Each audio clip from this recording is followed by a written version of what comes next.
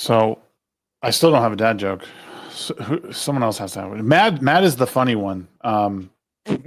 Be funny, man. We should have him do it. Dance for us, clown. Dance. What's the difference between a dog and a cow dog? A dog goes woof and a cow dog goes moo woof. Get it? This is a cow dog. I came up with that joke myself. This really has. You know what? I believe that. The quality's really gone downhill, Chad. Mad will be teaching a comedy course at the nearest college community center this week. My specialty is jokes, making up jokes. Hello, making up jokes. Hello, chat. Hello, everyone on Twitch, on YouTube, and on Rumble. Thank you guys all for joining. Thank you for those who might watch after. I know there's a few of you who catch the VODs, and I am very appreciative. We are all very appreciative of that. But we're back. Another Wednesday, the reboot of the Midweek Hump. Ruin Leon says, "Go away." Give us a couple hours and we'll be out of your hair. Alrighty, I probably will, Leon. I'll catch you later. See ya. Half of us have our cameras off. Chill. Oh, yeah. Grant had to go anyway. So there's that. Wait, did he actually bounce straight up? Yeah, I think so. Well, he had an appointment. Yeah, he had to bring his kids. But Metastep is here. Let's say hi to the chat real quick. Metastep's here. What's up, y'all? He is here on time. He's never here on time. He's always overdosing on Destiny 2 and then coming in late when he realizes it's like time for bed. But yeah, welcome, man. Good to see you. The Devastator's here. How you doing, brother? Good to see you. Good to see you, sir. We already acknowledged Leon, but we'll just say hello again. And Grant. Hi, Grant. Anyway, that was quick and easy. How's everyone doing this week? Mad, you're joining us right off the rip. I love it. Yeah, man. Still some Vivants from the girlfriend, so nice. I could be here. Yeah. Cool. Yep. Should get mine tomorrow though. So get the good. Mm-hmm. I get the name brand. You know what I'm saying? I feel you, dog. I feel you. Yep. And we see him for 2.5 weeks on every single show on every single channel. Yep. It was a good 2.5 weeks. I may have overdone it. I've been out for a long time now. Have not enjoyed it. It's been miserable. The girlfriend was really upset at me because I kept getting up. I couldn't stay in one spot. So I'm over here, I'm over there, I'm over here. And she's like, no, you need to stop. Do something. That's not how it works. Anyway. Have some iced tea, man. Yes. Oh, man, I wish I could. Anyway, that's a whole different story. But yeah, I'm doing good. Started my new channel, Mad's new channel. Going to be starting our new flagship stream a week from Sunday. It's called Bros on Film. We'll be talking about the movies with the best bro-ness in it. Varsity Blues will be our first one that we'll be talking about. Nice. Yep. Nice. Classic. Yep. Absolutely. Mad, make sure to mention your channel specifically. Mad's new channel. Is that what it's called? Mad's new channel? That is the name of the channel, yes. Mad's new channel. Will you put the link in the private chat so we can share it? Sure. I mean, it's literally at Mad's new channel, but okay. Yeah. We're trying to help you, Mad. Especially on a brand new channel. We're not going to make the chat do work. We just want them to click the button. You know? I mean, that's yeah, I'm on it. Yeah. We have a hard enough time asking them to press like or subscribing, bro. Like, right? That's a win. Come on. Seriously. It is in the private chat. Soul Assassin's here. What's going on, Soul Assassin? Good to see you, man. I like that avatar. Yeah, banger. 2 snaps in a circle. Hated it. Soul Assassin, love him. All right. Mad's new channel. There's Yep, already I- a stream up and a and video. a video. Yeah, the video was Matsplanation, the koala. 5 minutes of greatness. Cool. Goes along with the Rhinosaur video. Mhm. I know Greenrocks loves that one. Oh yeah. I love watching. Sometimes I just like go watch it every now and then just for the hell of Well, it. can you go check out the I've watched that koala so many video? times. Bro, like there are YouTube videos that you're like, oh yeah, I saw that my friend made it. And then there are videos where like, oh yeah, I saw that my friend made it. I'm gonna watch it with you so I can see your reaction. And that is one of those videos. That's how I pick my friends, whether or not they enjoy my Rhinosaur video. Little Chad, what's going on, man? Thank you so much for stopping by to drop a like and support the team. Really appreciate Hey, it, man. bro. Good to see you. And core member's here. Core member, what's up, dude? Hey, core member, how you doing, dude? Always a pleasure. What was I gonna say? Fuck. So, what are you gonna do on your new channel, Matt? Is it just like, are you concentrating on live stream stuff, or are you gonna do like concentrating on recording? What's the plan? You think overall? Plan is to do the things that I like to do, and then put those things on the channel. Cool. So live streams, videos, gaming, All the things. yeah, Basically, whatever. the things that he was already doing, only this time he's not going to get his channel blacklisted across True. YouTube if he can Yep. help it. Okay, copyright claim and shit like that. How did you get black? What's Well, the I got two but 2 strikes because of Street Smots, the name Street Smots, and that was a whole battle to get that taken off because it's nothing like the CW game show back in the early 2000s. And so after that, it killed all momentum on the channel and Oh, just plateaued. okay. Yeah, when people say shadow ban, it's like you go to search for a channel and it won't show up, even in like especially like a fresh browser. Oh. That's the kind of stuff that a couple of strikes like that'll do it to you. Like your videos might still get suggested to people because I've literally had this happen. You literally go, if you bring up a fresh browser and try to search the common nerds, my gaming channel will pop up, but my regular channel will not. Weird. That's why it's best to start fresh. Matt's doing the right thing. It's funny because I always say like, oh, I've never had any of these problems before, and I'm always thinking like, maybe I'm just not trying hard enough. Maybe that's why. Like, Rift I'm not. harder, bitch. Yeah, like it. I don't know. Maybe my shit's too safe. Because I mean, we get hit on this show. His takes are too even. He's too Yeah, right. logical, guys. You heard that? Well, if this show gets hit with just like we're demonetizing this video because of like a trailer or something, but I've never gotten a full on strike for anything. Yeah. So I don't know. Strikes at this day and age are rare. They just, most of the time it's just a copyright claim, but a copyright claim will mess you up too. Yep. Yeah. Luckily, I mean, like I said, most of the stuff I see is fairly benign. Like I can still rate all my videos and everything. Like I don't have to like wait or anything. If I think it's okay, they'll just take my word for it, and nothing's ever been like changed. So like I said, fingers crossed. Maybe, but again, maybe I'm just not trying hard enough to get hit. I don't know. What you've got to do is piss off a Hollywood director, Shags. Right. That's what you've got to do. See, Apparently, I'm going to be in trouble going forward because of the Bourbon and Boarding show, because the NHL has now started copyright claiming any video from any NHL game. Oh, And they're going all the way back through the catalog using an algorithm to find Well, any video. Are you So watching? all the NHL creators are absolutely screwed at this point. Yeah. So you can't.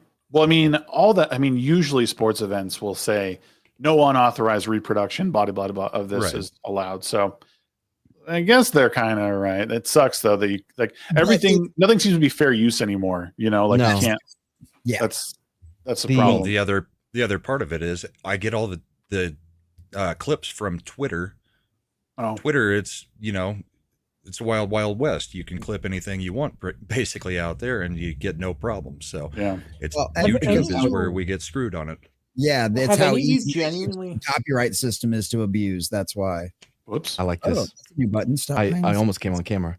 Have any of you actively and genuinely tried to put out content on X like you would on YouTube and Rumble and things like that? No. Oh, My live streams go out to it. You but need- that's it. My live streams do. I've put a few videos out there, but I mean, they don't really do much. well, I think you also need to to pay for your check mark in order to post Premium. anything over 60 seconds, right?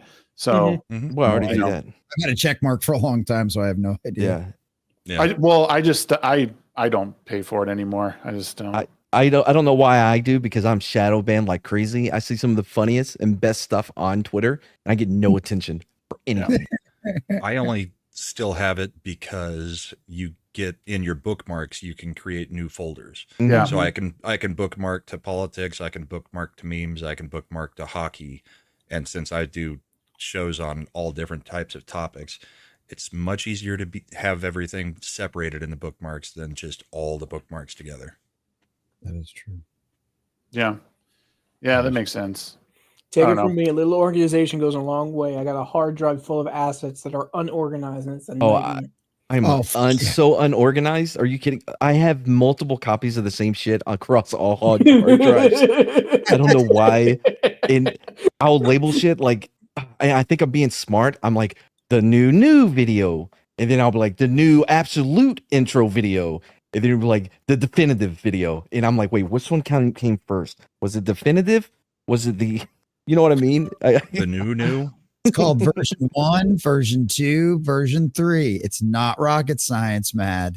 I'm gonna make a note of that. Kind of is. What I need to get. I'm sure they have this thing, and if they don't, someone needs to do it in like make it, or I should just make it. Is like basically an inventory like app for your like hard copy media, right? Like so, like all the DVDs I could put into like an app. So then if I go to like an old like video store, I could like scan it or put in, I could, search my inventory. If it's like, oh, do I have this DVD? Because I can't remember, 100 DVDs. And if I have them, because I know I have multiple copies of some. So an Excel spreadsheet that you just update every now and then? Yeah, after but the initial first, well, hard job of putting it together. But the question is, yes. I guess it means a database, right? That's all it is. It's database with an app and a scan. I mean, you'd have to have a scanner plugged into the Excel spreadsheet that would be able to would just cause a command to automatically go and scan the Excel spreadsheet, and you can do it by barcodes and stuff like that. But the problem is is just have a search field, or just do the search. Search field would be fine. Type And in if the you name could do of the that in movie. Excel, Yep, I've got it. Well, and they've got them now where the cameras will recognize words on books and shit like that too. So that wouldn't be a problem. Yep. Welcome back to Organizing Your Digital Life, where we get in the kooky world of how to organize all your shit. Dude, I'll tell you, Conspiracy that's not a theory? weird thing, Mad. Last week I think we spent like 30 minutes on GeoGuessr, like trying to figure out different places around the world. So, And we should do it again. yeah, What is it? we should absolutely. Have you GeoGuessr? oh my God, you've never seen GeoGuessr? No. Yeah, I don't know what that is. I guess we know what we're doing. Yep, we're gonna do it right now. Chat, Hey, make sure Google you Maps, join and help us. Oh God, here we go again. I'm gonna go get my But before we do that, Joe Atmosphere sent a $5 super chat for $4.99. Said, I accidentally paid for a year by hitting the wrong button in the app when I had a buzz. Hail Shad. I think he means Shag. Hail panel and chat. Thanks, man. I've totally been there, Joe's. I feel you, buddy. I've totally. Oh man. Listen, I would get on Amazon, and that's why I have a didgeridoo. There was no reason for me to buy one, but I have one, and it's like 5 feet long. Like it is a legit didgeridoo that I cannot play. Oh, that is fucking great. Okay, Mad, get ready to have your life changed because this game is just so all this is. It loads up a picture, and then you have to guess where in the world this is. All right, well, so this is somewhere in one of the southern states. I would think Texas. World. It can be anywhere in the He's world. going worldwide. Europe. I was thinking even. No, I was thinking Africa. Yeah. Okay, I'll go. What? I don't know. This could be like a Eucalyptus trees? state park or something. Yeah, I think it's Tennessee. Tennessee. What? We need Shags, let me ask you something. Grant, Did you it's play a lot probably of Australia. Candy Crush too? Did you play a lot of Candy Crush? No. Mm-mm. No. I'm curious. See, first of all, what I notice is the trees. I mean, there's like these weird viney things everywhere. Yeah, no, I'm going back to Texas, East Texas, probably in the Brownsville area. Near I Longview. think somewhere in Europe. I've been down Or to Brown. somewhere. Brownsville's Nah, not. that ain't a Texas. Ah, Yeah, I there, misspoke. brother. I That misspoke. ain't a Texas. Oh, okay. India. India. Oh yeah, yes, India. What I was part of close. India? Yep, those are dots, not feather. I was close though. I mean, the Where's this guy- Scarlet where's this guy going? Stage, the bike. all Every gives it once away. on his bicycle. He ain't walking He's like the going- rest of the losers. He's going Hold to the on. call center. You know where he's going. RJI. You think we could like Route J. India? like bring it down to, I don't know, America? There's an option No, for that. dude, that's not Jack doesn't fun. like doing that. Okay, you're right. All right, let's do it then. Whoa, sorry, I didn't know Okay, we've already gone over the things that he does and does not allow in this game. So Where in India do we I, think it is? Well, let's look for RJ1. Yeah, like- yeah, I mean, right. Look that's how big this cheating, country but- is. Uttar Well, Pradesh. you were just zoomed in. It just showed all the highways. That's not a highway though. That's like a park. in Like, India, no, that's a highway. That's a paved road. Wait, dude, it's paved. It's Do paved. you That's know India, bro? Do you? That's know the equivalent to India? I-10. Are you kidding? Oh, Oh no, let's just put it near one of the major cities. Yeah, I guess. I like Well- to create it because it sounds funny. I'm gonna guess like here. Whatever. Any Yeah, I'd say a objections? No, I Mm, say a little further out because I can't see any. yeah, buildings see in the green? I would put it in the green because clearly Yeah, there's a nice, lot put of it in. It's Yeah, just like right on the Punjab border of the province. green. Uttar Pradesh. Utter Pradesh. Uttar Pradesh. Put it by Uttar Pradesh. Where the fuck is Yeah. that? Oh, right there. Right there next to your Just Dutch. put So it further in the north. other Yeah, because it's funny. There you go. yeah. That's the I was one. like, King is saying it's definitely Punjab. Dude, I told you it was farther south, but none of you wanted to fucking you're trying listen to to put me. it in the desert. Oh, You're what's the one it? who placed the first pin. Yes, you were. Exactly. I had it down here, and you're like, "No, it's up here in the green." Yeah, all it felt like Shaq's that was fault. too high. It's his show. It's all his Oh, fault. you know what? We at least got the right fucking country. Okay. This is True. true. Oh, is this a new one? South America. It's a coastal. It's got to be coastal, right? Why? Because of the non-coast? Dude, I bet you if you go around this corner here, there's going to Go be around a the corner. ocean. No, let me see the corner. There's definitely like some body of water over here. This is Mexico. Yeah. Policia Jorge. Mm. Yeah, Mexico. No, not Mexico. Yeah, I didn't think so either. But it's in South America. Yes, yeah, somewhere in South America. Let's see. It could Brazil's be off. Central or South America. What are you guys Wait. talking about? Is that Portuguese or is that Spanish? It says Octavio. It looks That sounds like Portuguesey. yeah. Portuguese. Can you assume? Oh, I think look at it's the sign. Mexico. This looks like a place you'd get like killed. Other way. Go back to the sign. Jesus Christ. Is this Wait, Guatemala. There was Guatemala? literally like a government signpost the other direction, and you completely blew past it. This feels like cheating. Oh, so it is Spanish. Derechos de los Niños.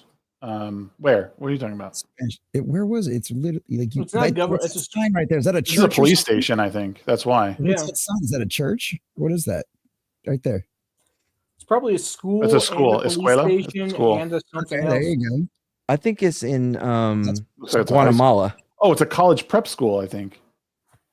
So What? there you- Maybe. Could It's be. the older kids. Yeah, it does. It looks like it says Judo, which I'm Oh, yeah, assuming is college prep. There you go.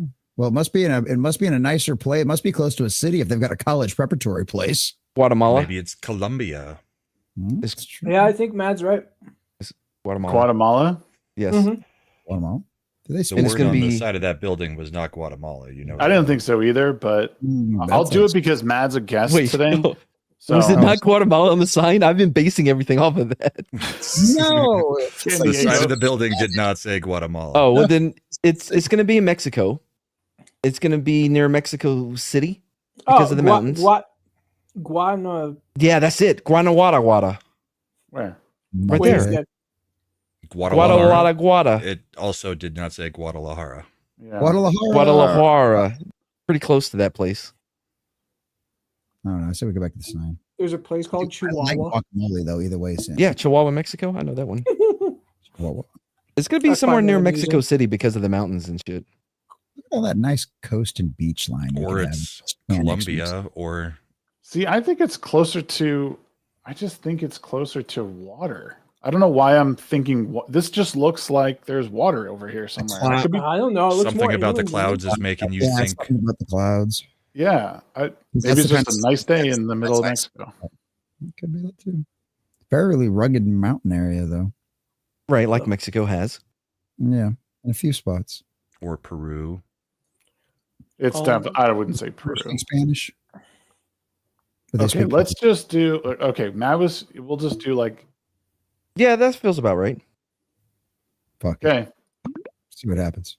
Ecuador. Ecuador, god damn. I was so close. Right Whoever next door said- to Colombia. He said Brazil. Colombia No. would have been close. You're right. Streak lost. What? Because we were in the wrong country, I guess. Yeah. Gay. Oh well. We're right. at least we're in the right hemisphere. That should count for something. Technically, South America is in a different hemisphere than. Okay. This looks like It's in the Western Hemisphere. we're looking probably Southern Western Hemisphere. Germany, maybe. No. Possibly. No. No, Polish? the vowels. Yeah, maybe the Netherlands. Yeah, because that's No, an that's umlaut, not. isn't it? Isn't that the umlaut? The two dots. Germany. No. Bienenweg. Bienenweg. Bienenweg. That's New show from Yeah, I saw that Is it too. Mexico? Poland. I don't know if it's Poland, Denmark. But see this sign. This looks a lot like the one from last week where it was. I think Brahma's right. I think it's Denmark. I don't think it's German. No, I think he's right. I think it's Yeah, I Denmark. think it's Austria. Wait, what did you think it was? Sorry. I said Poland or Denmark, something like that. Wait, That's I what I- said that. I said the Netherlands was basically Denmark. Really? What? basically Denmark. It's look all over around a there. little I mean, bit I've more. been to the Netherlands, but I've never been to Denmark. Well, then how would you know? What's up, You've been Conan? to the Netherlands. What were you doing in the Netherlands there, Grox? My family lives down south, so I spent 3 months living there. Oh, okay. What's the Oh, story? investigator Jags up here. Like, let me look at more signs. See, that looks Jewish. So Poland. Definitely not Germany then, because they're all gone from there, right? right? Anytime somebody sees a TZ, it's automatically Jewish, bro. Wait, is it not? This has to be. Wait, what's that symbol there? What is that thing? This is Germany, I guys. think I it's swear. Danish. I think it's Danish. Yeah, I think it's Danish. Denmark. That's what I would say. Someone scan the QR code. Wait, hold on. Look, I can quite get it. Wait, I'll read It's an it. umlaut. It's Germany. Yeah. Ubensatzer Hase season is Das the Internet. basic internet. Yeah, that's It's that's the Danish. polls blocking just enough of the QR code. I knew it. Back up, Shags. Back up. Brahma's chat. cheating, bro. It could be New Braunfels. Conan says Poland. Soul Assassin says Germany. It's true. I think it's Germany. I think is Denmark. I don't recognize a single one of those words and did take a little German, except for internet. Yeah, I think we all recognize that one. Pretty standard. I don't care anymore. I don't know. Now I everybody's think, going silent. I think Talk, you Dane- dancing monkeys. Talk. I'm going Well, I'm like thinking here, man. I'm thinking. Give me Oh, a I thought I break. smelled smoke. There we go. Guess. Go ahead. Nuremberg. Hey, Nailed it. Oh, very nice. Thank We you. should have got Andreas on the show. Ooh, Oh, South dude. Africa. That would have been. Send him a link. He would love. We could probably do a whole show with him. he'd be good at this probably. Too. Yeah. Okay, All right. last one. I don't think Andreas follows me on Twitter. So somebody else got to send. Oh, now this looks give it like 2 seconds. This is eucalyptus, isn't it? No. What? no. No, that's a eucalyptus tree. It looks like it. No, it's never mind. It's not. No, because This- those are I see those in like the northern states. There's like entire roads, and that obviously that's not a northern. This isn't America, but yeah, we've got those kind of trees. Wait, They're how do not we in- know this is in America? Quarter Black the saying we street- should do this at the end of the show next time. Wise choice. That's why. Oh yeah, he's that that's a foreign truck there. yeah E73. The Confirm. Oh, Umzugs Confirm. Are we? I back think it's in- another German truck. Yeah, Für die Adressverwechslung. Yeah, that's as German as you fucking get. Yeah. That truck is yelling at me, bro. Right? It's just making a strong suggestion to us, but to Green Socks, it is yelling. Bro, it's not cheating.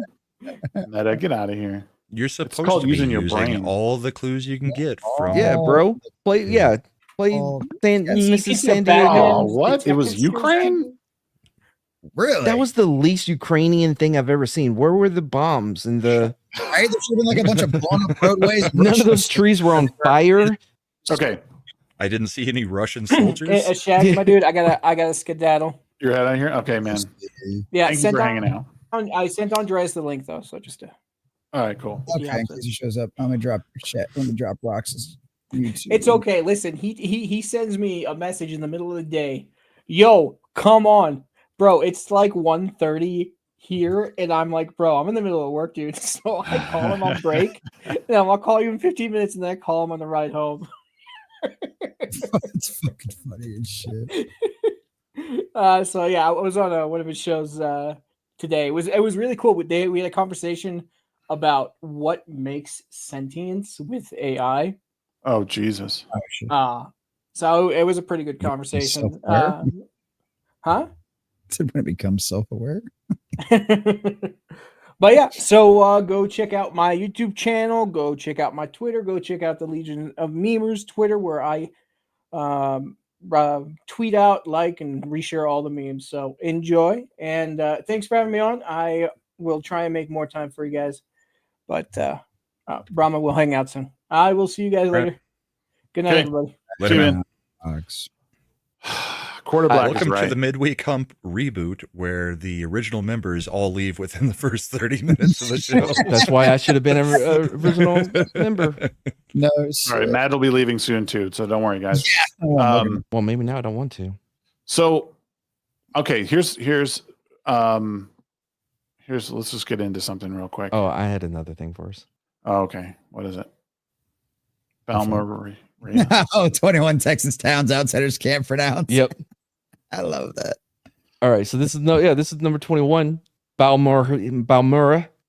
How would I pronounce it? I would go like Balmorhe. Balmora. That's how I would say it. Balmora. Balmor. Yeah, Balmora. Yeah. Balmori. Balmore. Yeah, It's Balmore. Balmore. Balmora. Okay. Okay. Not bad. Not bad. Oh, this is easy. Yeah, Bizarre. Bexar. Bexar. Wait, are you guys fucking with me right now? That's Bear. Oh, that's Bear Bear County. Oh, Yeah. is that Not. how they spell it? The fuck it's not. Yes. I've Bear never- County. Bear County before.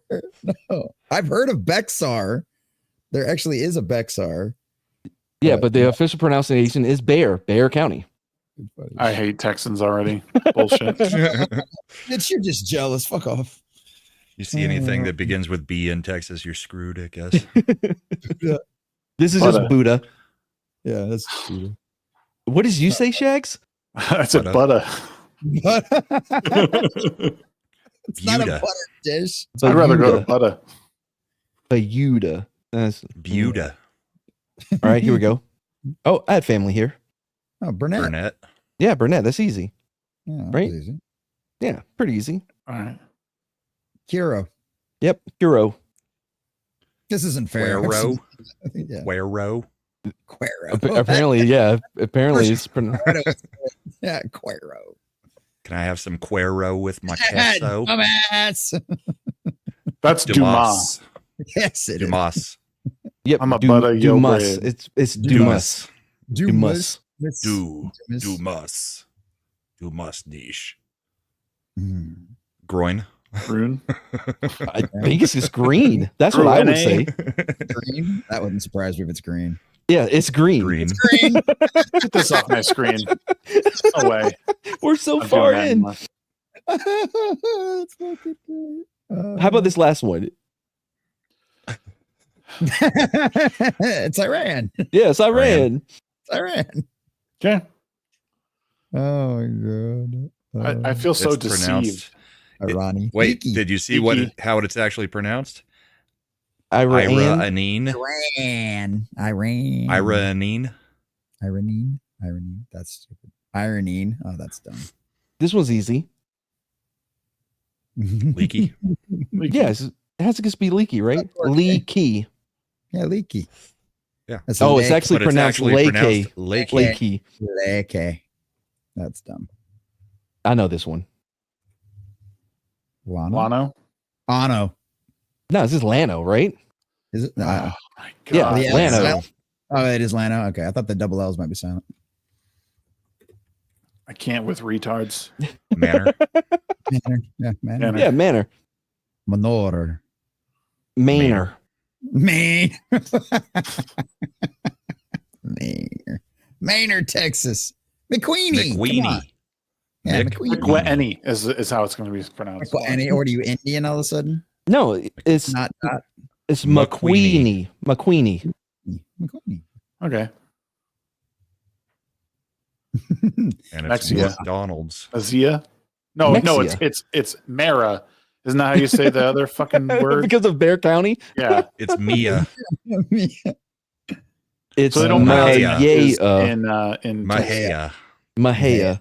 Hey, This is making me like actually angry. That's what we have to keep doing. I'm Yes, getting it's Miami. mad about this. Miami. Miami. Miami. Miami. Miami. What? Miami. Oh, That's panhandle Miami. shit. Oh, I know this one because I'm from the area. I was gonna say, I Nacho don't know. douches. Jags? It's definitely nacho douches. I have no idea. Come on, give it a try. Come on, give it a try. Do you know this one, Jesse? Not Nacogdoches. Nacogdoches. Yeah, that's what I was. That's pretty close. No, it's just Nacidosis. Nacho douches. That's Worcestershire. Worcestershire. Yeah. Nacidosis. Nacidosis. That's what I would say. You know? Nacogdoches. Oh, I'm from this area too. That's real awesome. close to Not Palestine. So how do you say it? It's just Palestine. Yeah, Palestine. Okay. He's Yeah, got I don't know Palestine. why I'm getting angry about this, but I am. Quit. Okay. Quitaque. Yeah, I would have to say Quitaque. I don't know this one. Kitaki? I don't know. Hockey. Quit. It's pronounced Kit. Kitaqua. Kitaqua. I I get that. Yeah.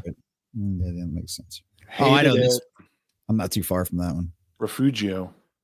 Oh, I would say Refogo. You got to think like a Texan. Yep. No, Reforio. It's Refugio. Refugio. Refurio. Is that the best guy down there? Oh, I know Salado. this one too. Salado. Salado. Salado. It's salad dough. It's Oh my. Sulado. Sulado. Sulado. Salado. The hard G is This crazy. is Waco. easy. Everybody knows Waco. Waco. Yeah, Wacko, Waco. We ain't coming out. Waxahachie. I used to Yep. live there. Oh, there Waxahachie. you go. There you go. Yeah, no, that's true. Courtney, PA's got some messed up places too. See, it's already over. I It's couldn't already have over, ended Shags. Soon It's enough. already over. Now Your let's find pain is another done. stupid game. Welcome to the Midweek Hump Reboot, where we play retarded ass games. I want to Should make we sure do Wordle? No, no. Here, okay. This is something I want to bring up to start because I can't. It just drives me nuts. This guy drives me insane on Twitter. Sweet. Khalif positivity peddler Adams. Not one I'm familiar with. Wait, can you say that again? What is that? Khalif positivity peddler Adams. I Since hate you have him all already. these billions, so just so we're clear, I'm not defending Mr. Beast and what he does and all that. Whatever you could think whatever you want about him. My commentary on it is something different. Since you have all these billions in a room, how about tackling an issue that's actually important, like hunger, homelessness, and housing? This is the stuff that just like drives me insane when people like him just believe like if only someone else had the money that like good things would happen. Do it like could Mr. Beast use his influence and power to do something like great? Sure. But hasn't he like really helped people in the past? Like I know some of the stuff he does is cringe and weird, but like Only hasn't he with like sight. Only with their sight in shoes. What else? Give me more. doesn't he like dig wells in Africa and stuff? Yes. And paid Yeah, for people to stuff be like able to that. see again and to walk with shoes. Right. Oh, and the even funnier part, right, is that when he did that, weren't people like this being like, oh, he's only doing that for clout. Right? clout. Yeah. Yeah. It's- Meanwhile, the person can see again. that he paid Right. for the eye surgery. I mean, It sounds like- imagine It's just a being tax write-off. He is Imagine- complaining about whether or not he did it for clout. Okay, I really don't think they care. no. Imagine being like getting your sight back and like, wait a minute, he used me getting to see again for his YouTube channel. Take it away. Take out the whole fucking eyes. I do not Right. want to see anything because he did not give it to me under the pretense that I thought. Shut the fuck up. And two, that money is not the answer to homelessness or hunger or any of these other issues. If it was, then California would have no homeless. They have spent billions over the years trying to cure or not cure, but to answer the homeless problem, and it has only gotten worse. Why? Because it is not money. You can't just build houses and be like, here you go, homeless guy, now you have a house. Problem solved. That's not how it works. It's not going to help anything. It's The root cause of homelessness is not money or lack of homes. It's a literal, fundamentally cultural issue. And a lot of the time, those people have a lot of personal issues. It's like mental issues and stuff like that. It's a mental health crisis Mhm. more than it is Yes. a homelessness crisis. Because if you've ever met any of them, the majority of them are fucking crazy. Well, which and that and a guy lot of you it is pulled up- induced by drugs as well. Yeah. Oh, yeah. And the guy you pulled up, I mean, it seems like he would be one of those that does the really bad math, like when Elon was buying Twitter and they're like, with Right. that 44 billion, he could Yeah. have given $1 million to everybody on the planet. Yeah. It's like, Yeah. no, that's not how that math works. Not even Yes. close. I can tell you got a California education. I can tell that. So what he's commenting on in this video is that Mr. Beast has proposed, like he's given an offer to buy TikTok to keep it like in a U.S. controlled, Right. position. So his response to that was, well, you could do so much better with that. And like, even in that thread, he says like, man, we could use that money for so much more than a platform for commerce and memes. It's like, well, and here's the thing. And I said this a couple of weeks ago, like TikTok has given people a way of life, like in that it has paid their bills, regardless of what you think of the platform. It has been a place that people have made a lot of money, talking about movies, talking about clothes, making stupid memes, whatever. Like they're all walks Dancing of like life. morons. Yep, dancing like morons, exactly.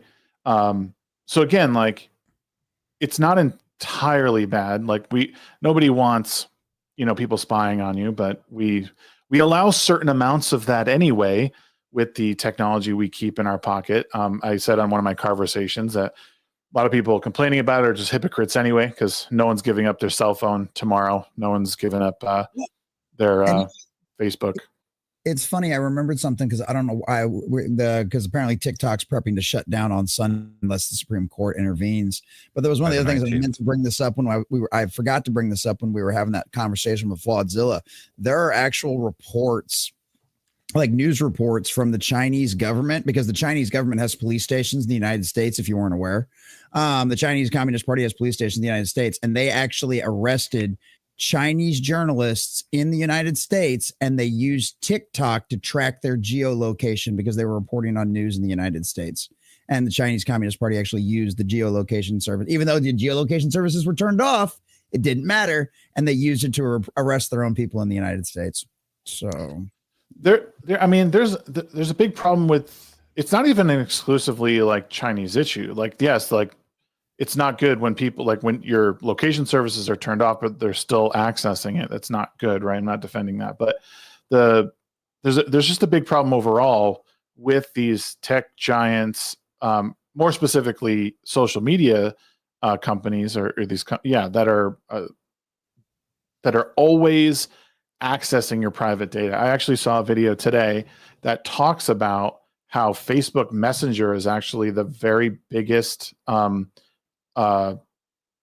like data leak. Like if you were to if you should delete any app on your phone right now, it's Facebook Messenger, because it's constantly like whatever network you attach to, it's gathering data from that. So if there's 5 phones attached to a network that you're on, it's gathering all information. It's accessing passwords, it's accessing fingerprints, but biometric data, all of that stuff, and it's gathering information. It's looking at your web history and everything attached to it. That's why I don't have Facebook.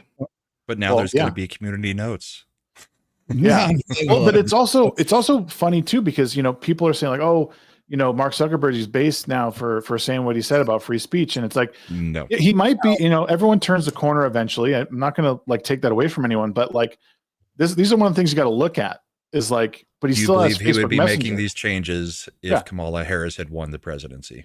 Well, maybe not. No, I don't not a think chance so. in hell. Not a chance in hell. They're all coming to King's Landing and kissing the ring right now. Every single one of them is, because they want to have access to the government, just like they had it under the Biden administration. They're just turning coats because they want to. The real solution to this is, and I know this has been brought up in the past by other people, but it's like we need a new Bill of Rights as far as protecting our personal data and stuff like that, with the way the internet works now and all that kind of stuff. We need some kind of new rules and regulations on that. I think it's one of the few things that I can actually compliment the European Union for doing right, was adding privacy protections in for their citizens and making it to where these companies have to capitulate to a lot of different rules and jump through a lot of different hoops, or they will fine you. The European Union has no problem finding some of these big tech corporations. I think they fined Apple for like $500 million, which of course isn't shit to Apple, but it's still, that's still $500 million you don't have in your cash reserves anymore.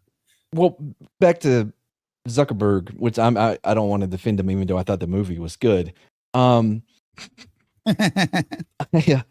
The thing I will say though, it seemed as before the election was over, even before it really started, he was already kind of shifting that way with a lot of things. If you listen to what he was saying on Joe Rogan or whatever else, and in some of the when he was at the Hill, right, when he had to testify on the Hill, there were some things that you could kind of see him starting to lean. I don't think it would have been this massive or this much of a left turn that he's made, or I guess in this case a right turn that he's made. But I think you do have to be careful when you're seeing these guys come out and all of a sudden, like, I don't know, we'll take what's his name from the Young Turks, Cenk Uygur. Cenk, yeah. That motherfucker is reading tea leaves. You know what I mean? You can't tell me otherwise. He is just seeing algorithm, and he's seeing where money is going, and that's why he's going there. But the Anna chick on there, Kasparian may actually he's be legit. changing. Yeah, because it started way earlier. Yeah, and And that's it way more began with her convincing. being assaulted, Yes. and them telling her she was the problem. Yep. So Yeah. I definitely think that Chink is just looking at where's the money, you know what I mean, going forward, versus having an actual idea, because he never had a change from what he was when he went into this hard left either. That wasn't a natural change. That again was about algorithm and money and audience. I don't think Jink is going conservative or to the right in any way. I think he's just more willing to accept, because he's basically the polar opposite of what we say. We are all against a uniparty. He's against a uniparty from the left-hand side of it. So he's not really changing. He's literally saying, well, if we're getting rid of the uniparty, that you can count me in on it. But he's not changing any of his actual positions. He's just saying, for right now, we can be friends of some kind if it means dismantling the government. Yeah.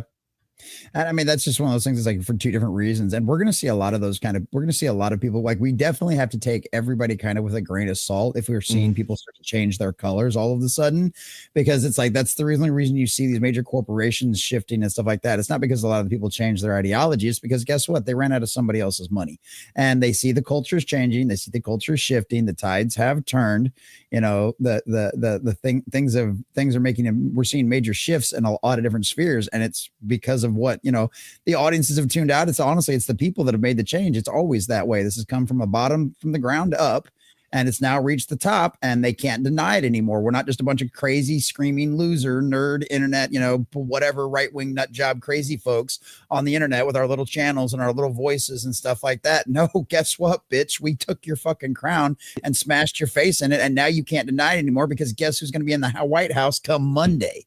Well, So, I think it's important though also that when you see corporations, especially corporations at that, not the individual level, but at that group level of like a corporation changing their policies, whether it's DEI, what have you, or if you want to talk movies, you know what I mean, stop with the bullshit and start making good things again. I think that should be rewarded by us, by watching it, you know what I mean? And not just like, well, you're only doing that because Donald Trump, because if you want behavior to change at that level, it has to be incentivized, and to incentivize that type of change, it has to be monetary. Well, Right. like And that's what I was saying about Picard season 3 when everybody was like, "No, I'm done with Star Trek." It's like, this was actually good. This is when we do watch it and we tell them you did good. Because if you don't ever reward them, what is the impetus for change Right. for them? Yeah, and I've been like, I've had to argue with people in my chat over this because like I've been cautiously optimistic about Daredevil Born Again for a while. It looked And good. that new trailer looked It looked good good. today. You know, I did a review over it, I did a reaction, and I want this to be good. And if it is good, you know, we're gonna do a watch party on Thursdays. I'm gonna force Sunker to watch this show with me too. So whether it's good or bad, you'll definitely find out, because I wanted Creature Commandos to be good, and it wasn't. It's bad. And so it's one of those things where, yeah, we have to reward them, because I've always said, I said this on my old channel, going all the way back to my very first beginning of videos. These companies were either going to go bankrupt or change their ways, and they are changing their ways. And if they do something good, we, like Brahma and Mad said, we absolutely do have to reward them, because otherwise, if they don't get rewarded for us, for listening to us and giving us what they want, well, then they'll just go back to getting the smaller pie and just do less shit. Why should they care what we're saying, Right. and if we're never going to watch it anyway? The nice part about that is Deadpool and Wolverine proved to them that if they do listen to us, they will get greatly rewarded. I think the other issue too is like people need to be fair and honest with their criticism, and not just like this scathing hate. Like, I get that people don't trust certain companies, and you know the reaction is oftentimes justified, but you know you're not gonna like catch anyone's ear. Like you catch more flies with honey, right? Like, I know you don't want to be nice to, or necessarily nice to Disney or CD Projekt Red or whatever, Mhm. but I think there's ways that you can, like, people can approach the criticism of them, of the shows, that really lays out what might be wrong from your perspective. And I've tried to do this with some of the stuff that I've talked about recently, is like, okay, tell these people what is wrong with it and why you think it's wrong, but also offer alternatives, offer the solution to it, like how you might change it. And like the Drinker has done this in the past, where like, you know, the Drinker fixes Right. whatever, you know, like that is one way of doing it, because not only are you laying heavy criticism into the thing, but you're offering the solution of how you could correct it next time. Because the internet has won in the way of like changing things. Sonic is a great example of it. You know, 3 films, and I think they greenlit a 4th one at this point. So like there's ways that communities can have influence over franchises and stuff like that in stories. But we've gotten to a point where we hate the other side so much that we're not willing to give that grace. And I understand that people don't want to, and I understand why. But if you want to change minds, I think is one of the best ways to approach it now. I think it's a more difficult environment for some people in spheres next to us, or you know, in our same sphere, because it was so easy to just be like, oh, DEI, this shit's gross. You know what I mean? Gender swap, whatever, right? Without even having to bother with actual critical take on what is wrong with this story fundamentally. Why does the story not work? And to separate those two things, I think, is important. That's what I try to do, where I can talk to you about, no, this is gross because girl boss, but rather than just focus on that, we should talk about why it doesn't work on a fundamental level. What did they get wrong with the story and with the way that they told it before we get to the other? Because the other will always just be dismissed as, oh, you're a white racist YouTube incel. Right. But if you don't even have to get to that point, if you're talking about a movie that just does not work at a fundamental level. Oh yeah, like The Acolyte and Kenobi could be broken down into like exactly what is wrong, like filmmaking wise. Like it's just terribly written, terribly shot in many instances. Yes. You know, and even, I mean, you could talk about casting choices and not have to bring up race necessarily. Like a lot of times the performance with roles, I'm just not convinced, and there's like no chemistry between people. Like that's a big thing that oftentimes, like in movies, they'll bring the lead actors together and they'll talk, you know, behind the scenes when they first meet, before anything's even shot, and see like how the chemistry is. And I remember watching a James Cameron interview where he talks about Kate Winslet and Leonardo DiCaprio in their initial meeting. He said there was like insane amounts. Well, first he said that Leonardo was was being kind of a bitch about like certain aspects of the script and like doing certain things. But then he saw how him and Kate were together, like before they were reading anything. And he was like, he's like, I don't care what he's demanding. He's going to do it my way and I'm going to make it and done, so. But go ahead. To be fair to the way we have criticized some of those stuff, yes, there is a lot of negative. But even in like Rings of Power, almost everybody said that the black chick that played the Black Dwarf was probably the best part of the show, when they were saying that was what we were specifically complaining about. It was like, no, we weren't specifically. We can point out when somebody gives a good performance in a horrible show. We do that all the time. Yeah. It just doesn't come out as strong because there's a lot more that we end up disliking about the show for the most part because they're making crap shows. Yeah. But we've never had a problem pointing out good performances within things. No, that's a good thing. I think you have to do is sometimes performances will surprise you. We've been surprised by certain shows, and even what's her name, Kamala Khan in Miss Marvel. She was good, and even in the Marvels, like she was probably the best part of the Marvels. So like she actually she's a good acted like she gave a crap. Right. So and that's the thing. I know that people have been overly critical or highly critical of certain things, and then gone back and said, hey, well, this aspect of it was pretty good, but all this stuff. I just think what we're seeing a lot of times now is people are just being way too like insta hate. Yeah, it's like insta hate when it's like, well, let's see what it is first, or Yeah, just falling back on. Jesse, hold on, Jesse's been waiting. We keep interrupting him. Go ahead. No, it's okay. No, it's okay. This is fun. That's what the panel shows are all about. But like Creature Commandos, I got two things real quick. Creature Commandos was a prime example of like I could have roasted it all day long just on the fucking woke Sons of Themyscira bullshit, right? And some of the other stupid aspects. But there was way more shit wrong with that show. The pacing was bad, but you know what? The animation style was really good. The music was good. There was a couple of really great characters, but the rest of the show was just shit. So yeah, we never even had to touch on any of that kind of stuff. But to piggy off back of what Shags said about people just going out and flat out and hating things today. Okay, I don't know somebody got a hold of somebody's account out. I'm not going to call anybody specifically out. I do that on my streams. I'm not going to do that on Shags. But somebody out there got a hold of somebody's news organization account and decided to spam every single Twitter account that was from any of the legacy media out there going, it's Marvel, it's going to be crap, it's dead, in reference to the Daredevil trailer that came out this morning, right? All right. And they spammed it. So guess what? I spammed repeated back to them because that's bullshit. That is childish garbage nonsense. And if you want to do that on your personal account, fine, whatever. Make an ass out of yourself. We'll all fucking know it. We'll all recognize it. But when you go and use what's supposed to be your news organization's channel to do it, and maybe maybe you accidentally logged into it, you didn't realize you were doing it. Either way, it's unprofessional because you still represent that news organization. We are supposed to be better than them, right? That's the whole point of this, because they were corrupt. They were automatically in bed, or they automatically hated everything just because it was coming from someone specifically. If we are supposed to replace them, if we are the new media, we have to be better than them.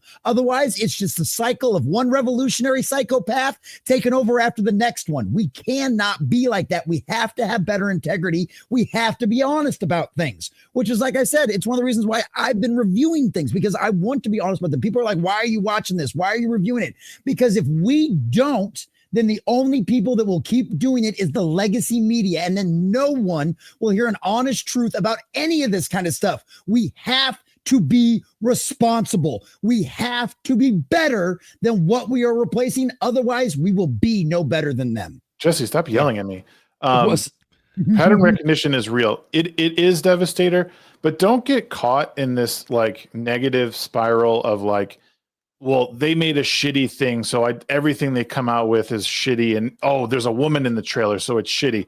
I went back, sorry, I don't mean to jump in here and divert a little bit, but I went back and I watched the trailer for Intergalactic, the Heretic Prophecy, the one with the bald chick or whatever.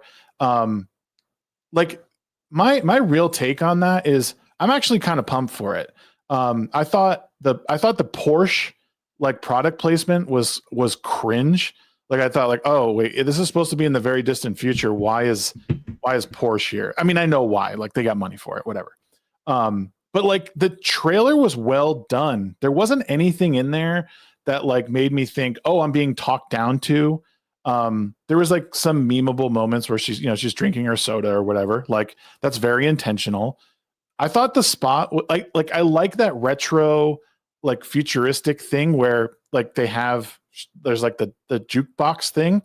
Pet Shop Boys, like the song went really well. I'm super interested in that Broken Moon and the Spiral. Like, what the fuck is that? It's obviously some sort of hack and slash, like Metroidvania type thing. Love those kind of games.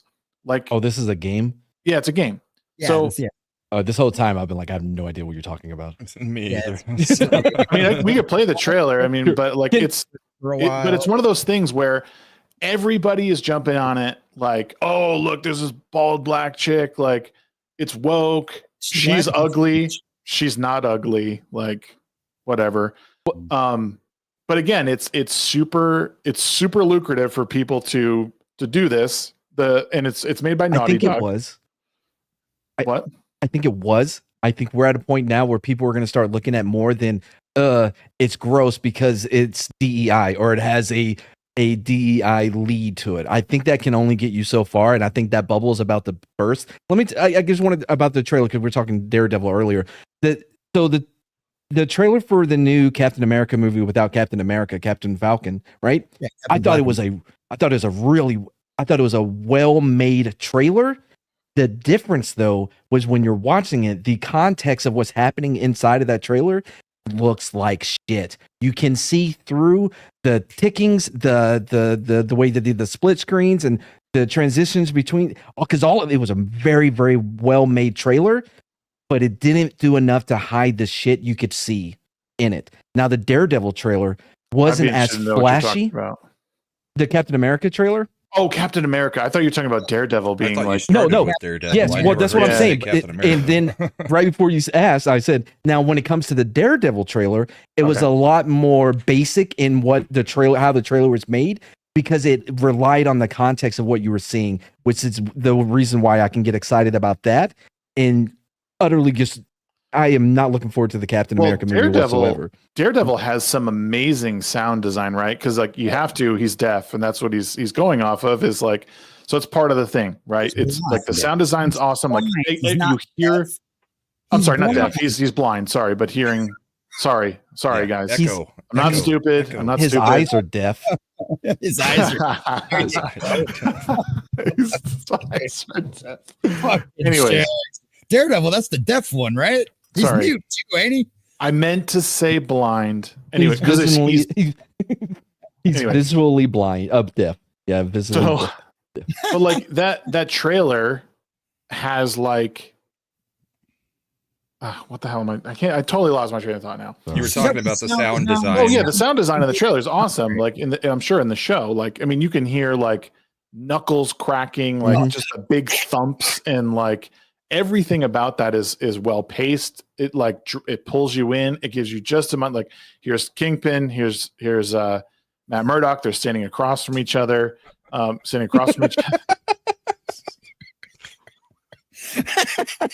It was a great line, Shags. Wait to put that. Oh man, the internet's forever, huh? Uh-huh. Oh yeah, baby. Oh yeah. Hey, if you're not getting roasted by your friends, who are you supposed to? I know. I deserve all of it. No, the Daredevil trailer was great, and I agree that the Captain America trailer is just like, wait, what's happening? It was a good trailer. It was a well-made trailer, Yeah, but the movie is just, I think it's beyond help. They've tried reshooting it so many times now, and they're doing that for a reason, because they cannot get it to work. nobody's No. bought into the character, right? No one believes or cares that Sam Wilson is Captain America at this point. No one gives a shit. Like they want Evans, like that. That's who it is. Well, I think they would have accepted Winter Soldier, because Yes. the way everything went in that story, it was set up perfectly for him. But Yeah. then they just pull that rug, and you're like, wait a minute, who's it giving the shield? Not Bucky? Well, and Normie, there's I've seen some like dumbass arguments on the internet about, well, his whole suit's going to be made of vibranium, and that's why he can take the hit from the Hulk and yada yada Well, the shield can absorb that shock. Well, absolutely, but he's still a weak bitch. He's not a super soldier. Below it and a lot of massive amount of weight that's going to shove his ass into the ground. Yeah, it's going to shatter all your bones. Yeah, like Bucky would have made sense because he's got the super soldier. Exactly. Yeah. I don't care The how shield many blocks, mattresses. it doesn't absorb. I don't care how much Falcon throws the shield. Either way, normies aren't going to understand that, and it's not going to make any damn sense to them. Even if us hardcore nerds can break down an excuse for it, the normies aren't going to get it. He can throw the shield at mattresses tied to trees as much as he wants. It's never going to equal one throw from Captain America. So honestly, I think he's also a super genius because of the soldier serum as well. I think that, and this is just me personally, like I think everything was set up for Bucky for sure. It should have been Bucky, but I honestly believe that, and this is going to sound shitty, but Anthony Mackie is just is not a convincing actor. In that, like even in Altered Carbon, like going from Joel Kinnaman to him, like was like, what? Like, I don't believe this is the same person. Like, even though it's a sleeve and it's supposed to, that's just how the story works. I didn't believe him to be this like badass mannerisms. Yeah, he just, I don't believe. And the same thing with Falcon. Like he was a decent side character that was helpful at times. That occasionally had a one-liner. Yeah, right, he played off well off this stoic Captain America, the Steve Rogers. Right. He doesn't have that same gravitas. The only thing that he kind of leads that I've actually liked was Twisted Metal. And I didn't like him in it. I thought he was the weakest part. Yeah, I loved the series. But I still thought he was out of his element on what they were trying to make him in that show. He was good in 8 Mile. Didn't he play Papa Doc? He did okay there. No, wait. Did he? Yeah. That was Anthony Mackie. Yeah. But yeah, I just it's unfortunate because I think they could have had something really good, and and it sucks too. Like William Hurt, he died, right? So like, and he should have been in the role, but then they replace him with a fossil. Yeah, they replaced him with another one. Yeah. I don't know. I mean, you're just asking for your recast to also die before they can actually do a set of films. Honestly, I wouldn't be surprised if in one of the backroom like meetings they're like, okay, yeah, but if Harrison dies before we release the movie, that would boost our numbers. I'm not wishing it. I'm just saying we need all the help we can get. If we can get a Heath Ledger scenario going. But oh God, wouldn't that be a horrible way for Harrison Ford to go out? Is to have Captain Black America be his last freaking movie? Oh my! It would almost money grab. Has he even like done anything for movies recently? Like I feel like he hasn't like been like a box office hit in forever. Like he's not movie wise. I don't think so, but he did the Taylor Sheridan 1883 or no 1923, which I liked a lot more than 1883. He's also in that movie or in the show with the therapists, Shrinked or something, or what the hell? It's about like 3 therapists who all have their own problems that are going on. He plays one of them. It's like him, Jason Segel. Oh yeah, I saw a trailer for that. I know. Yeah, I think that show's doing good, but like he's not like no one's hiring Harrison Ford to like do numbers at the box office is what I'm saying. By the way, if he dies. If he were to die and this was his last movie, it would be like Raul Julia dying after playing Bison in Street Fighter. Like, what a sad way. He's amazing in that movie. By far the best. Kids because he knew he was dying. Yeah. It's so sad, though. They're like, Bio Don Dios at the end or whatever they said after the credits. Yeah. It's funny. We're trying to figure out what the last thing Harrison Ford was in. And and that's why Indiana Jones. I mean, and we have to fact check this to be sure of, but I don't know if Harrison Ford, he's always been a good solid actor and he's even won some awards and he's been in some solid movies, but I don't think he's ever been like this huge box office. He absolutely was. I think Air Force One era. That Air Force One era. Well, that's early 2000s, right? But like Air Force One, Witness and all those kinds of movies. Yeah. Those weren't blockbuster movies. They were just movies where he was a solid lead. And it was like, the crime drama, those kinds of movies.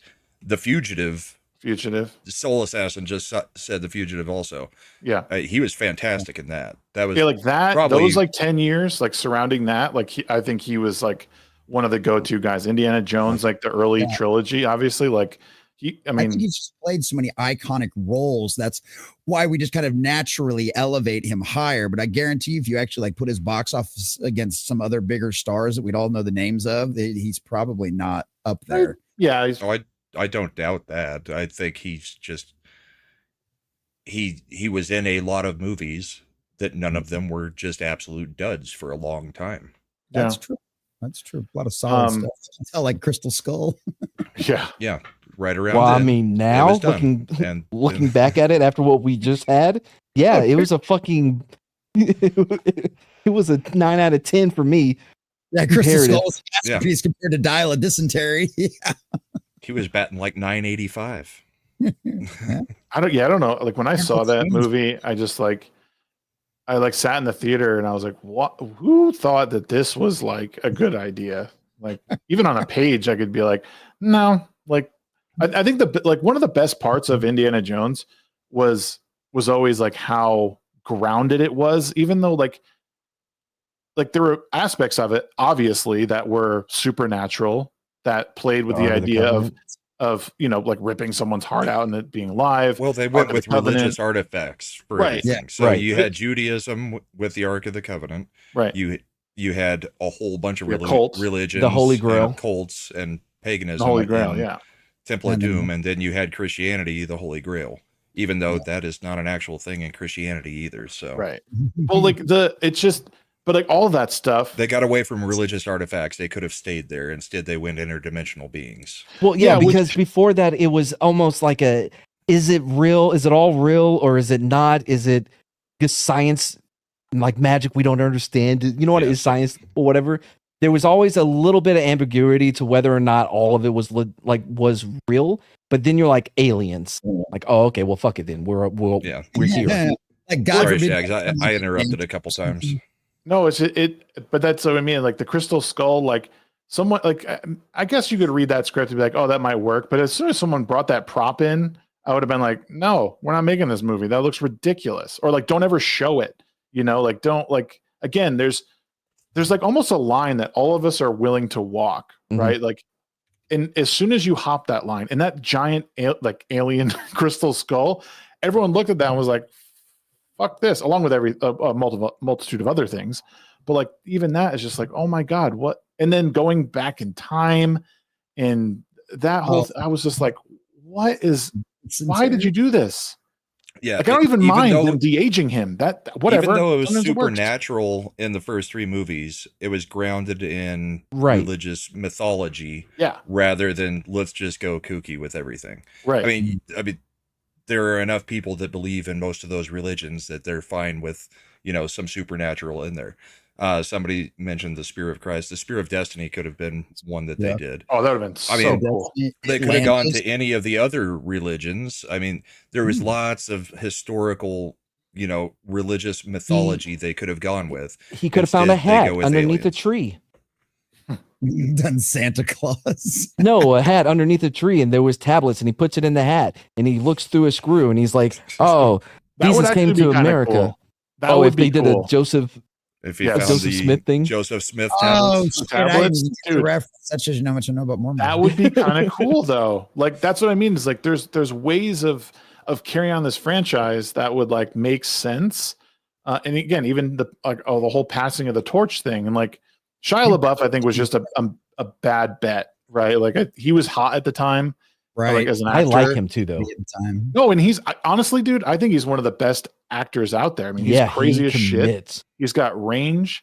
He's Mhm. funny. Like him and But you've the seen him in second they had Fury, him right? Swinging Like, through the trees, it was over for him. Yeah. That didn't Mhm. help. I mean, look, I love Fury. I think it's one of my all-time favorite movies. Is David Ayer film, and he was Shia LaBeouf was awesome in that. And then he did that other one with David Ayer where he was a gangster and he got a full body fucking tat like on his chest and shit, and never took his shirt off once. Had it buttoned to the top in the entire movie, but got tattooed specifically for that role. That's him. He cut his face to have the scar for the movie Fury. Like he when he commits, he's Oh, committed. he's definitely a method actor. Like he gets in his shit, dude. Yeah, but Like, he don't bullshit around with, oh, I sent you a dead rat in a box. Bitch, that's not method acting. That's just you being weird. yeah. That's assault. You know what I mean? Like that ain't method acting. Oh, You're just weird. yeah, Well, all the best ones really are, man. All the best ones, like, crazy. yeah, they're crazy, but it's why they're so good at what they do. They're like, they just like even Nicolas Cage, man. Like the dude on some level is just like one of the all-time greats. Like he just picks everything. Like he doesn't turn anything down. Well, he can't financially. Financially, he's required to take these movies. You know what's interesting? He says that when he gets a role, the way he does the dialogue is by beat, by music. And so if you look at The Rock, he did a Beatles kind of a beat or a cadence from like a Beatles album, and there's a lot of references. That's why he has those references about the Beatles in that movie, is because that's what he was basing his character's dialogue in cadence on, was on music, and that's how he approaches everything. I'm like, motherfucker, I saw Face Off. Don't, like, you can't. Some of it was just bananas. So the way he develops his Nick Cage-isms is to listen to music to figure out. I mean, I prefer my my celebrities to just ignore all punctuations, like Christopher Walken. Yep. I mean, Oh God, fucking Christopher Walken. You have to see Communion, his alien abduction movie. It's bananas, and they let him do whatever he wanted to. Christopher Walken, or Yeah. oh wow, They That gave would him free how old is this reign. one? Oh, this one's pretty old. Yeah, Yeah, sounds he like it. back around the prophecy time, or older than that? maybe before. Whoa, that'd be going way back. Yeah. Yeah, that's one of those things where it's kind of wild to see how crazy some of these actors. I mean, it's like you hear about James Cameron, right? Apparently, he's like this giant fucking asshole to work with, you know. But like the guy's like $1 billion box office printing fucking machine. James Cameron. You did not have to say that. Oh, people think he's an asshole. Yeah, that dude's a fucking asshole. Yeah, You ever seen it? He has that look. Think. 1989 was Communion. He's pretty pretentious. Probably Rightfully has a so. right to be, though. Yeah, Yeah. thanks, Shags. I'm like, You've got like what 6 out of the top 10 grossing movies of all time, and Right. like, Yeah. you know, Yeah. like, yeah, But can you argue with the guy? That's what I'm saying. Being pretty pretentious, even if it's deserved, you tend to be an asshole. I want to shift real quick to another little thing that's been happening around the internet, because I think it illustrates something I was talking about yesterday whilst driving. Is that people have a hard time stepping outside of the internet. And something that made me realize this was watching this whole pirate software WoW Classic drama happen. I don't know if any of you guys have seen this. Yeah. And it just, again, it illustrates what happens when you get really big, but also what people just like, they just can't, they're just terminally online. They can't separate themselves from the internet drama. So for those who don't know, Pirate Software was playing with his OnlyFangs guild. I don't think it's his guild. It's just like a content guild, basically. They were in Dire Maul dungeon, and the tank had a bad pull on a couple of groups. They like pulled the boss and then pulled a couple of like trash mobs, and it was an all around like total breakdown in communication, basically. So they called to like run, but then like they didn't fully run. Pirate like basically ran away and blinked, and he just didn't use the right abilities. He drained his mana running away. And then they kind of called to come back, but he didn't. He kept sort of like walking away. So 2 people died. So in classic WoW, like in the hardcore classic WoW, your character's gone once they die, like erased. See ya. Oh, they've got a hardcore mode in that? Yeah. Yeah, they So- introduced it too long ago. So of course everyone's pissed. They're pissed at him because he's just not paying attention. But it doesn't matter. I don't care. Honestly, I know people take it so seriously. Oh my God, my character's dead because of you. Oh. The problem, it's the hours invested. Sure. It's a fucking game, first of all. But also, the real problem, the real issue is is not, oh my God, you disrespected my time, you killed my character. Okay, you can be mad at that, I guess, and frustrated that someone fucked up. It's the response from the community surrounding it that I think people are in trouble. They need to, this is not drama to be mad about. You shouldn't be sending like death threats to people because they got someone's character killed in WoW Classic Hardcore. Like that's insane to me. Again, people they're online too much. They need to get out, see the real world. That's been the problem with the WoW crowd for a long time, is they are terminally online. Like that's always one of the, I had friends of mine that played that game, and dude, they'd spend 12 hours. Like husband and wife would be back to back on their PCs for 12 hours playing that fucking game. That's the reason why I never got into stuff like that, is because they were, and you had to coordinate, and that's the reason why South Park made that whole episode making fun of the WoW people and all of that kind of stuff.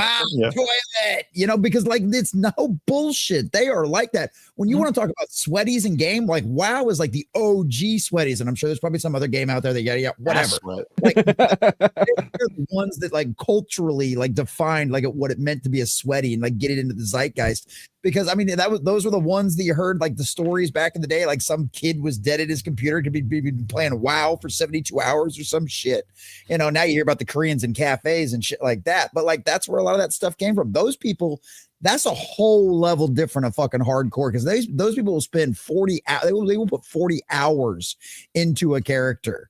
You know what I mean? Like those people are a whole something else. I was a raid leader. I mean, Monday, Wednesday, Friday, it was like from 8 p.m. till 2 a.m. we raided. Yeah. I guess people doing it, but we just find things to replace it with too, though. Typically also online. Like now I do YouTube. Yeah, for about that amount of hours as well. I think that it comes down to the same thing that you see through in all kinds of things, politics, religion, whatever. People get so wrapped up in it that it becomes a part of their identity. They no longer see themselves as being separate from that thing that they love. So an attack on that thing is an attack on them personally, and that's how they receive it, and that's how they respond. Everything is better taken in moderation. Yes, absolutely. Even moderation. I remember playing, especially moderation. I remember playing Pokemon, and like I was really into it hardcore, and like into elementary school up until like middle school. And then I'm sitting there playing it in the living room one day, and my grandparents, they're watching the news, and there's an article that comes on. There's a news thing talking about how armadillos are starting to make their way into Missouri because it's getting warmer or whatever. And my first thought in my head was, I have to go catch one of those. I went, save game, click. And I put that down. I don't think I touched Pokemon until I was an adult again after that. I was just like, well, I think that may still be too soon for your reaction to armadillos. Those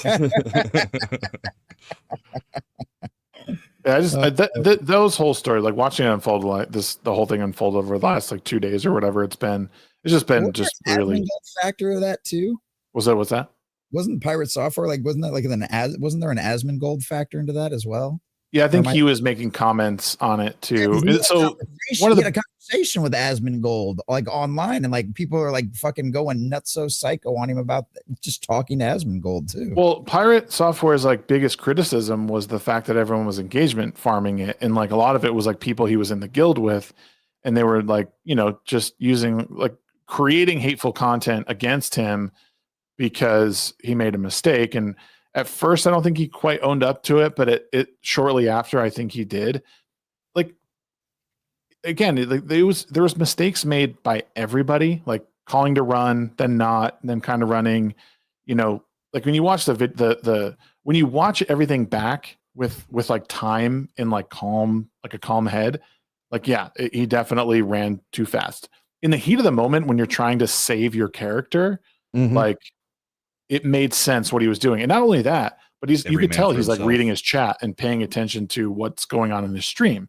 He's distracted. And not only that, but he's and I think he even said in his whole apology, like, I'm like the only or one of the top enchanters for the guild. So he's like, I'm kind of trying to save that so we don't have to rebuild all that because all your professions are gone too with your character. So but that sounds like he's thinking about that a little bit after the fact. I doubt. Yeah, that sounds. I'm an enchanter. I've got to get. ad hominem. Yeah.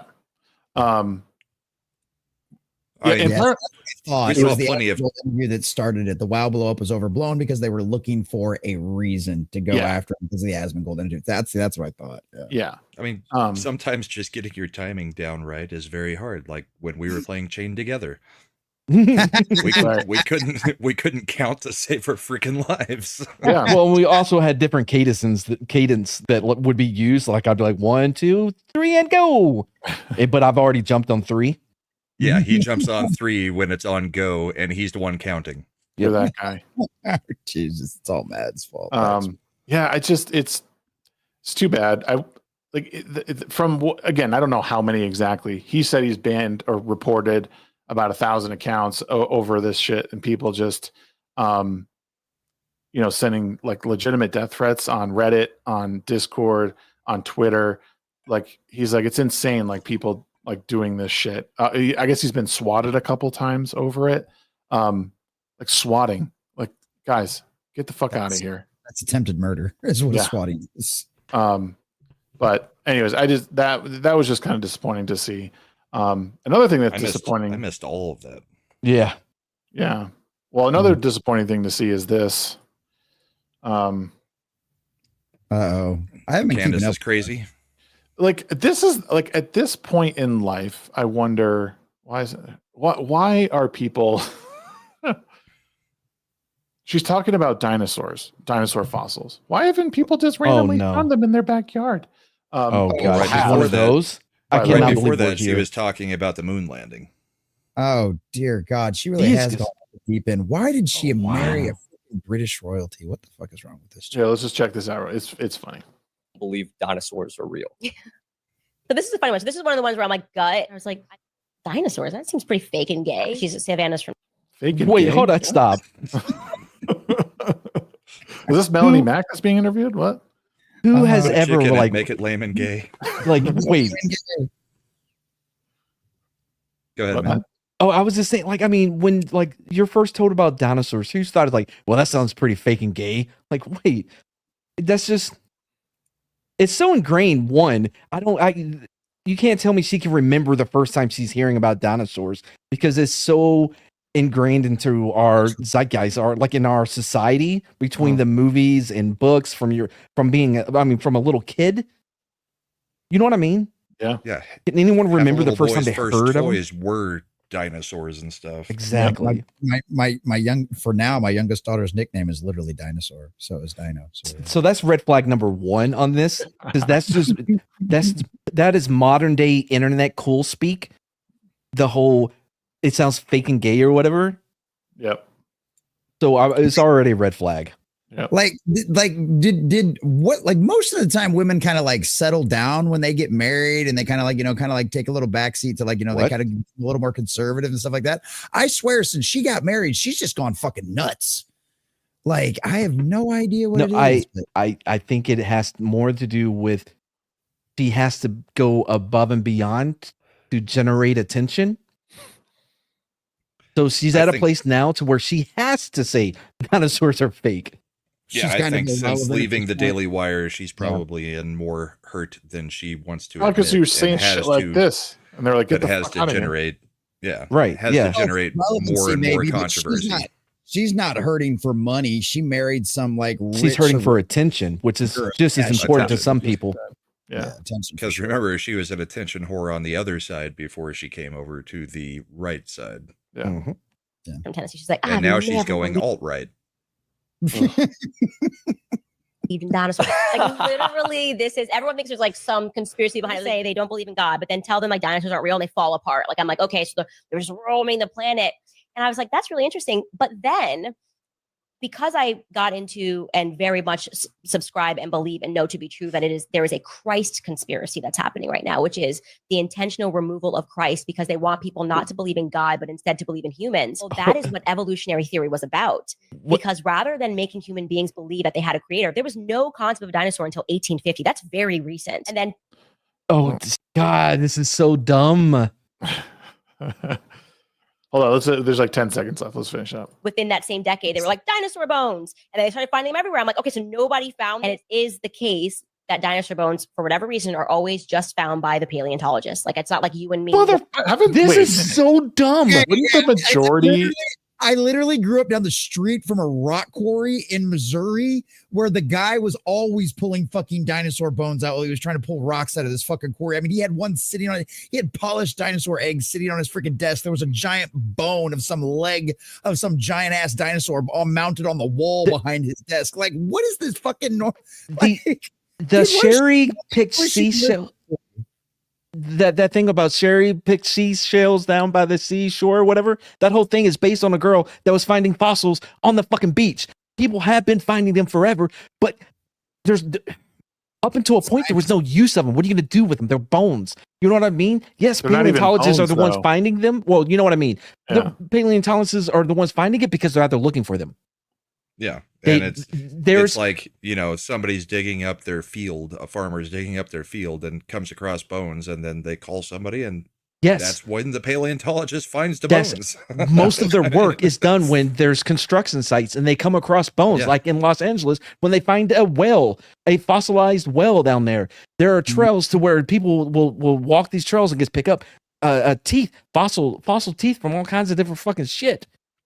It's There's an account I follow God, that gives- on TikTok where it's this guy going like and getting these giant shale boulders that have like those trilobite like shells in them, just banging them open. And like, it's just, I mean, I'm sure maybe this guy has something to do with it, but there's probably 40, 50 videos I've seen of him just like picking up a random rock and just, he'll see like a little little ball like sticking out of the side, and he'll just bang it out and just crack it open, and it's right there. Like, people find this shit all the time, and I would argue that paleontologists come in once someone finds it. Random person finds it in their backyard, in the field. Kind of like archaeologists, if they're like Jerusalem, they've got a whole city underneath that city. Yeah. So anytime you have to go down, you basically have to have the archaeologist take a look at it and clear it first, I believe. I mean, you are not allowed to damage the undercity. But what does kind of bother me is when they find like 3 bones and then they extrapolate a whole animal out of it.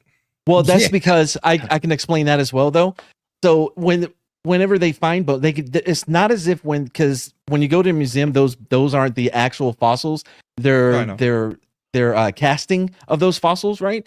Because you don't want kids playing with the actual real shit. But what they do is you have 34% of this of this dinosaur, right? Well, at another dig, you found 25% different bones. And what you do is when you cast those and then you collect them and you put them together. So you may only get 3 bones, but if you're able to identify what the species was using other finds of that same species, that's how you can build out what it looked like. But because you're adding to the whole. You remember when we were little, one of our favorite dinosaurs was the Brontosaurus, right? Mm-hmm. I think everybody loved the Brontosaurus. Then we found out, oh yeah, the Brontosaurus doesn't exist. They threw together skeletons from 2 different things and made a whole different animal. So now we've got Diplodocus and Brachiosaurus, I think. Yeah. But they got rid of the one dinosaur that we loved the best. The one long neck that we cared about.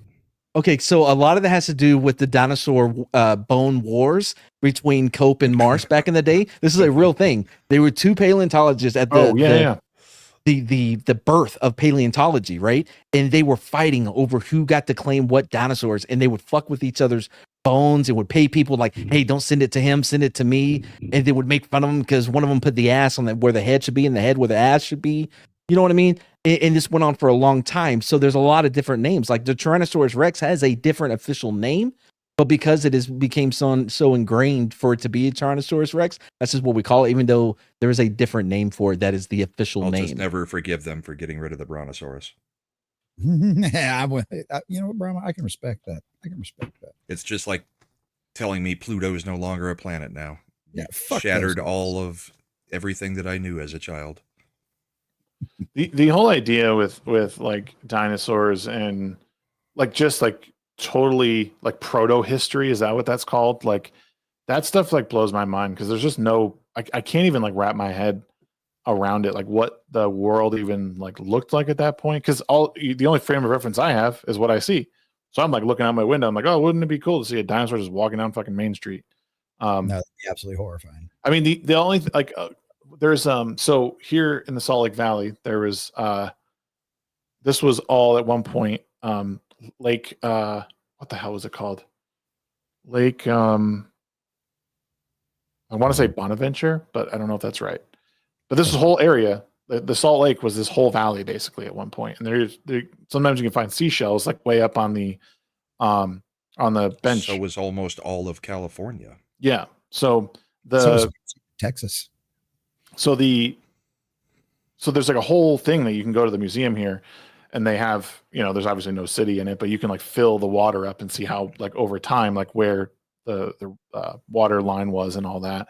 So I remember when I was there last, my son, I was like just picturing all these giant, dinosaurs roaming around and like here, but it's like, I don't know, man. It's just weird. It's weird to think of what the world was then.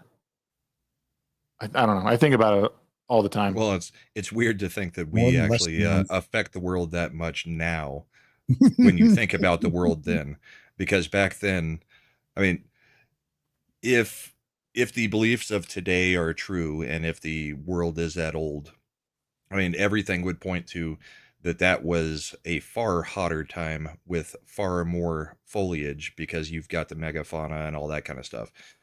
The whole thing that people don't seem to understand today is carbon emissions are not necessarily a bad thing. It makes the planet greener because that's what the trees and the plants live off of, and the algae and everything else that's at the baseline of the food chains. So as the earth gets greener, sure, it may get a little bit warmer, but at the same time, it's not the carbon dioxide that's the problem. The trees take care of that. The earth becomes greener. There are more trees because there is more abundance of carbon dioxide, as long as we're not cutting everything down.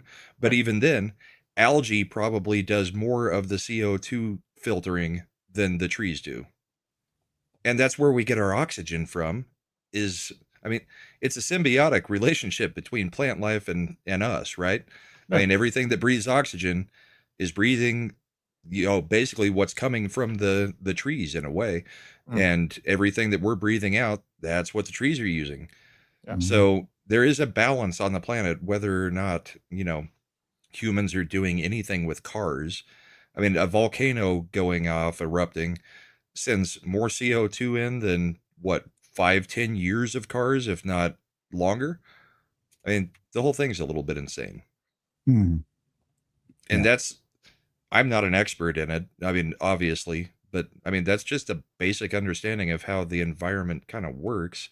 It's ego and narcissism. It seems to make sense and balance out if you really think about it for a few minutes. Mm-hmm. Yeah, it's always one of those things. It's ego and narcissism getting in the way.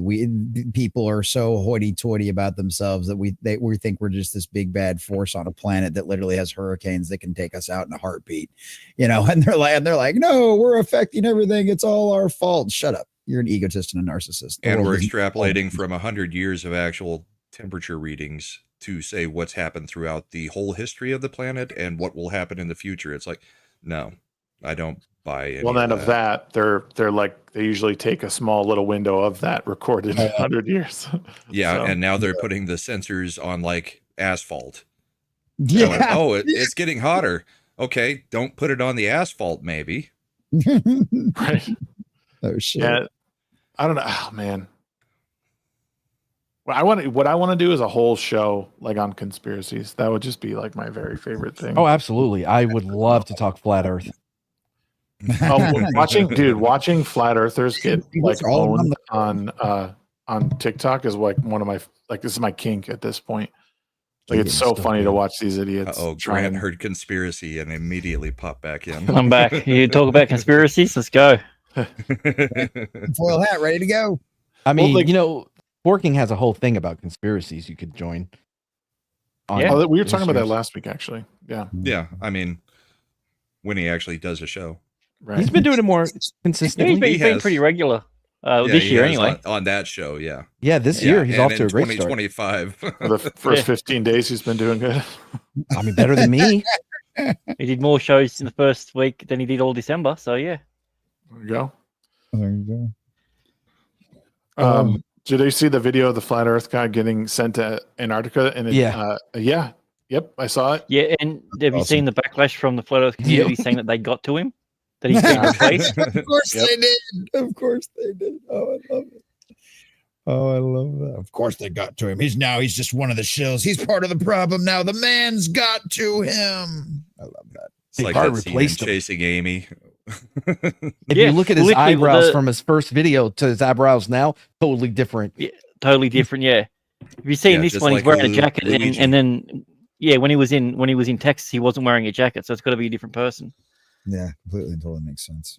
Totally makes sense. But yeah, the leader only said, route to Antarctica that is known by the flat earthers. Yeah, the leader said, "Oh, it looks like we've lost another one, boys." Oh, that was his tweet about it. Every time I saw on Twitter the flat earthers talking about how you can't go to Antarctica because of all the military, I always ask, why don't you try east? Yeah, just leave a coast and keep literally going. Surrounds everything. You're gonna hit a wall, or you're gonna find out that the world is round. Just sail, get a boat, and go. Do a GoFundMe, raise the money. Be like, hey, I'm just gonna sell until I hit a wall or I hit the other country. You know what I mean? Yeah, it's not that hard. They start their whole hypothesis by saying that Antarctica is actually just surrounding, everything. Right. But then they will sit there and say, based on where the globe is, but you have to go south to get there. And it's like, well, if it's completely around us, why not north? I've never had them respond about why not go a different way. If all the military's just there at the south entrance, why not just try somewhere else? We should get Poe on. He'll explain it to us. Yeah, I should get Poe back on. And then he'll probably try and fuck you. So true. Not in a gay way. In a gay way because he is in a gay way, but yeah, he's a what does he say? He's a proper gay. He's like 80s gay, Yes. Yep. Proper gay. Oh, that's the other thing. What DB Wild just said about like the amount of water. It's like, right. Have we seriously not figured out displacement yet? I can take a glass and I can put an ice cube in it, and it, it's the same amount of water with the ice and the water and the ice cube. They have a hard time believing that gravity. If the ice cube melts, it's just density. It's not overflowing by 10 feet onto every portion of the coast. I mean, they have a thing about that too. Like, how is it the Earth round when the water isn't something? I forgot how they explain it. Yeah. Hold on, real quick, before I actually have a video. Maybe this is what you're talking about on my TikTok of this dude, like saying like, well, if we're spinning around, like how are the oceans stuck to the side? If we're just spinning around, why is the water flying off the? So can I play this? Oh, absolutely. We're spinning it one rotation a day. There's no centrifugal force in that. Yeah. Here, let me pull this up. Why you are against what he believes? How about that? Yeah, Flat Earth is the dumbest hoax in human history. Jamar just watched some videos by Eric Dubé, who just spews a bunch of bullshit, memorized what he says. Eric Dubé also doesn't believe in dinosaurs. Instead, everything you say is so insanely stupid and can be disproven with like middle school level physics. Really? So yeah, we can go ahead and you can rattle off. Do it. Do you have a working model of a ball that has water sticking to the outside of it? Can you show me a working model? Oh my God. Tennis ball. Yes.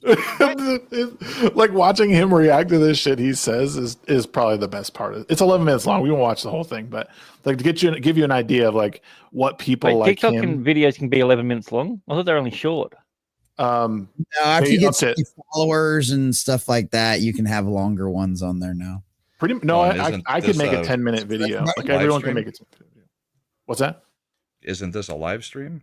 They probably did a live stream originally from a live stream. Yeah, but they uploaded an 11-minute thing, which you can do now. I thought it was only 10 minutes, but yeah. Yeah.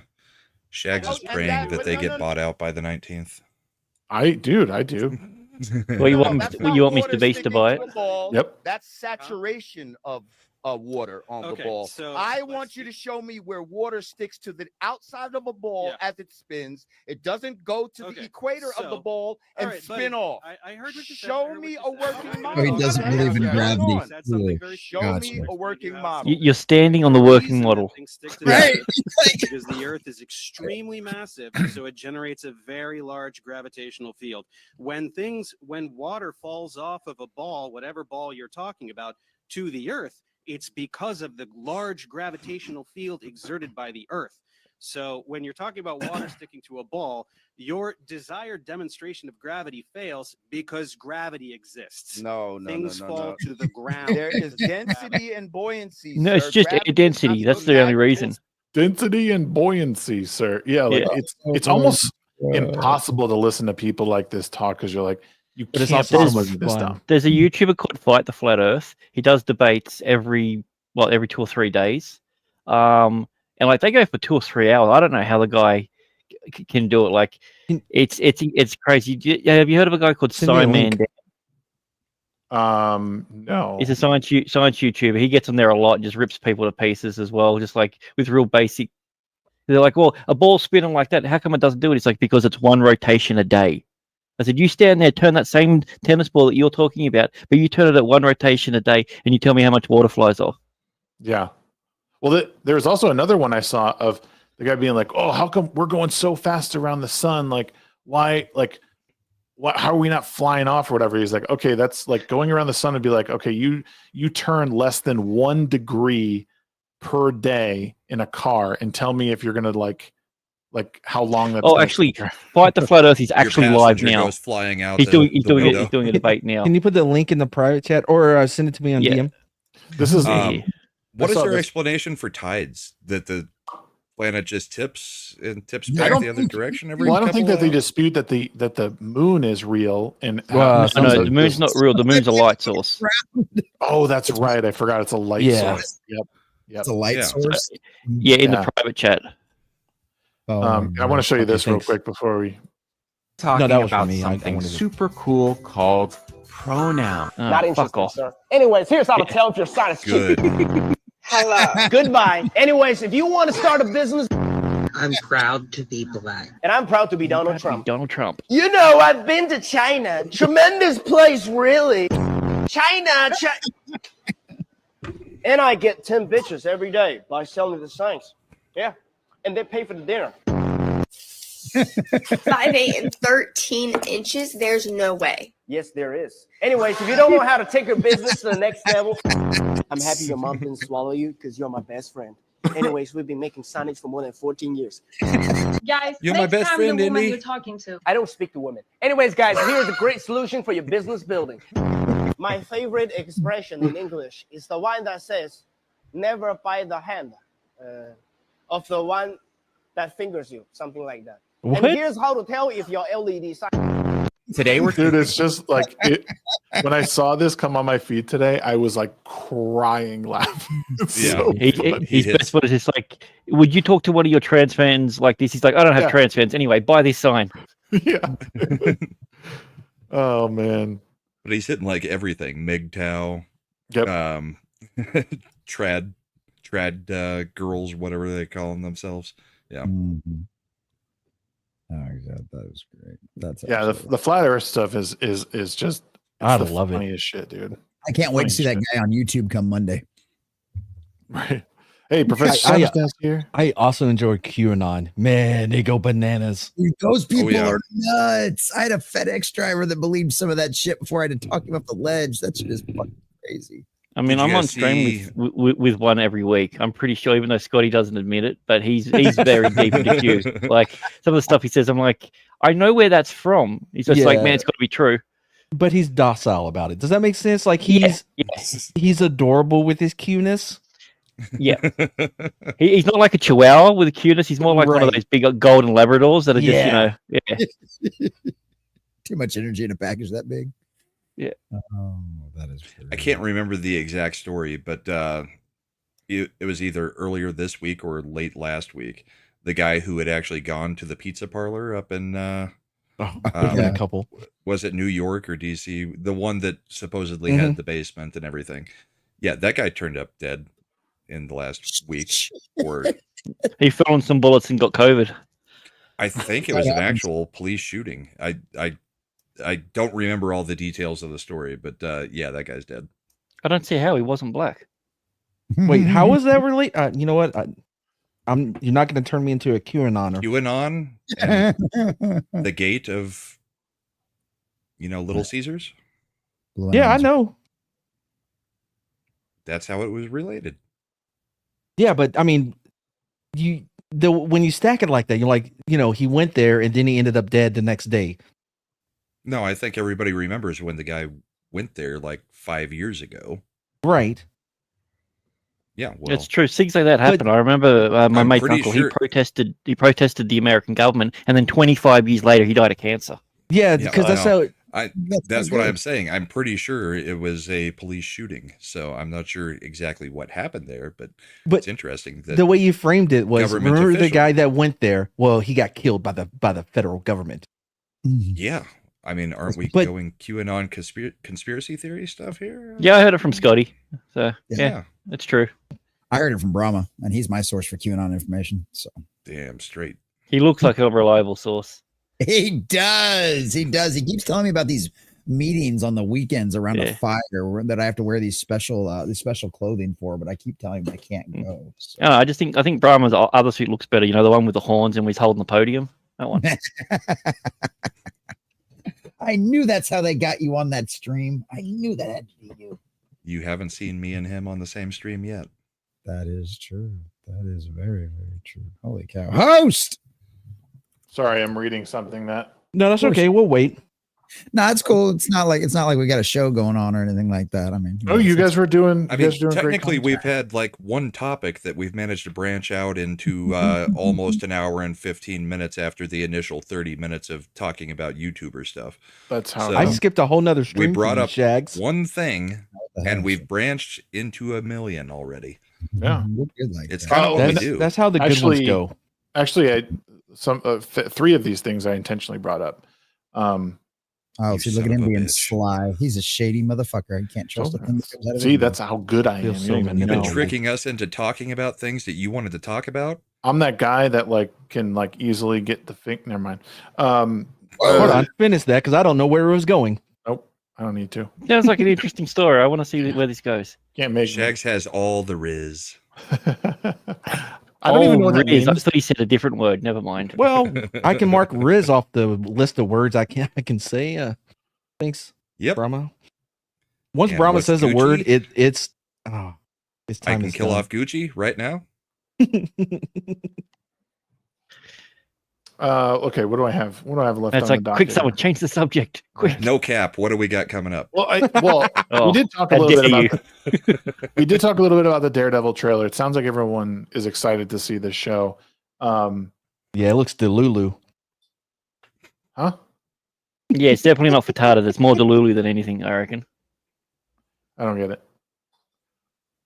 They're using their private kid language. Oh, okay. Let's acknowledge the chat. Oh, Shags, you had a recommendation for a campground in Salt Lake City. Goal is to crash there the Saturday before we finish the drive to Yellowstone. Can you DM me the recommendation? Oh, yeah, sure. It's not in Salt Lake City. It's north of it, like closer to me. That's where I would go.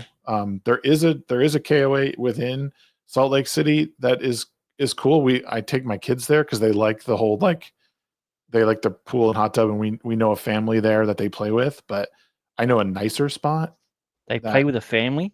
That's a really weird way of wording that. The kids, yeah, sorry. Yeah, There's the a kids family- play with a family. The kids play with. There's a family there that the kids play with. Is that right? I don't know. Still sounds weird. There's some neighbor kids that your kids play with. They have That's local normal hoodlum to say, friends. isn't it? Do they say it No, that's what I'm saying. differently Is in- it kids or is it like adults? Because the way that you worded it made it sound like they're playing with the entire family. No, the kids go. Fuck what? The kids go. Oh, he's having another stroke. Too soon. Too soon.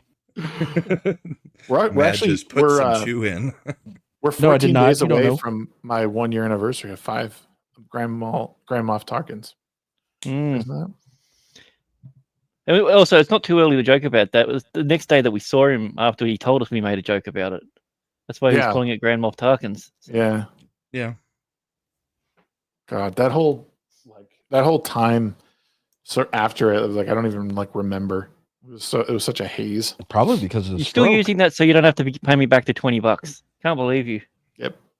I can't believe you're only claiming Oh. 20. Okay. We'll bring this up, even though unanimously. So there's two parts that we can talk about. One is the woman who broke the record of sleeping with 1,057 men in 12 hours. The OnlyFans What lady. did I just walk back into? Jesus. I mean, did the last guy just crawl in and looked around? Hello. Imagine bragging, but like, yeah, bro, I was 998.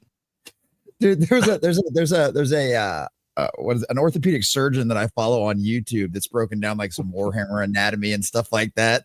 And he's got a video. I haven't got a chance to watch it yet, but he's got like a 30-minute video over what would have essentially happened to that girl. What, like physically, how much that would have damaged her from doing that. She said she had 2 breaks. One was 3 minutes and one was 2 minutes. Which means that based on that, the average time was 41 seconds per person. Yeah, so 2 pumps. You got fluffed before you got ready to go. Fuck, I don't 2 know. pumps. How slow do you pump? Jesus. What? Well, Hold on. what's weird is like, how is this even don't a like to go flex? fast. First of all, like it's not even sex, is it? Like, No, I mean, the 500th guy, you're just pumping air, right? yeah, basically, Bro, you it's just think like so? queef after queef. Think about all the Asian guys. What they must This have is the went- thing. You've got to start with them. They should have Yeah, marked them you've got down to from the line it up smallest. Asians Yeah, to Yeah. like to yeah, to basketball team. You know, like. Yeah, and Indian Asians apparently too. So. Well, she said there was no Indians. There was one. There was a Turkish guy though. Oh, okay. Well, there you go. That's kind of Well, close. so Sydney Watson brings up a good point. So, and I was thinking about this even before she brought it up. So she wrote, Bonnie Blue is gross, but are we going to talk about the alleged 1,000 men who signed up to do this, or Okay, so what about them? Okay, men are pigs. We've always fucking known this. Wait, hold on. What do you mean? What about him? Yeah, okay. In all fairness, they only had sex with one woman. That's pretty wholesome if you think about it. and Worry about- 1,056 guys if you were the 1,057th. Yeah. I mean, can we I- just agree? Go ahead, Brahma. My personal belief is that women are the gatekeepers for a reason, the gatekeepers of sex. Yep. So, I mean, yeah, men's desire is a pretty big driving force, especially if you find some whore that's just going to be like, yeah, come on in. Even though in this case, I'm not sure I understand it because it's not like you're getting to finish or anything unless there's fluffers around and somebody to finish with afterwards or something. I don't understand the logistics of this, but women are the 43 gatekeepers of seconds. I sex. could probably do it. Let me clarify and let's be a little bit more specific. So I guess this situation aside, because this is pretty shitty and weird and very like the exception.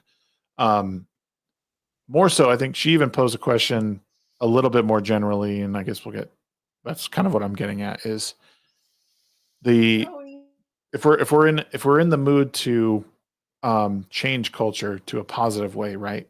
We can't criticize women in OnlyFans without also discussing men's contribution to that culture. Absolutely. Because Absolutely.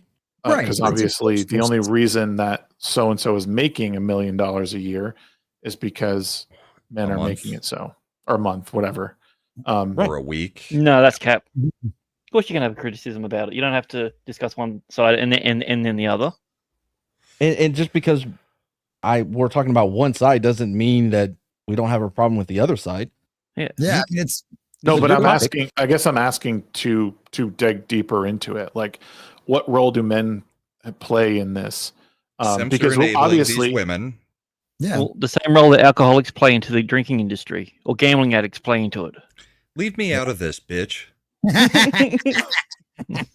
Or I don't know, the video game addicts, and they feed the video game industry. I mean, addiction's the problem here, not necessarily the fact that a bunch of guys are yanking their meat to some girl and giving her $5 a month or $1 a month to see her fucking hoo-ha.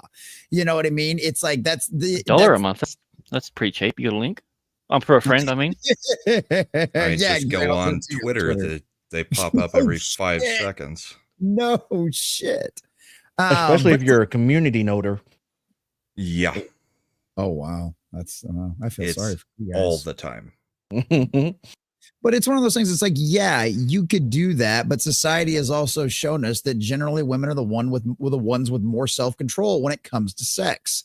And fuck, say whatever you want about that. Well, blame you can. There's plenty of blame to go around on both sides, but like it's been like that traditionally for a long time. But yeah, there's always been plenty of fucking whores too, and there's always been plenty of dudes that were going to take advantage of that. I mean, it's literally that's literally the oldest profession in history. I mean, marriage is based around trading a woman things for fucking sex.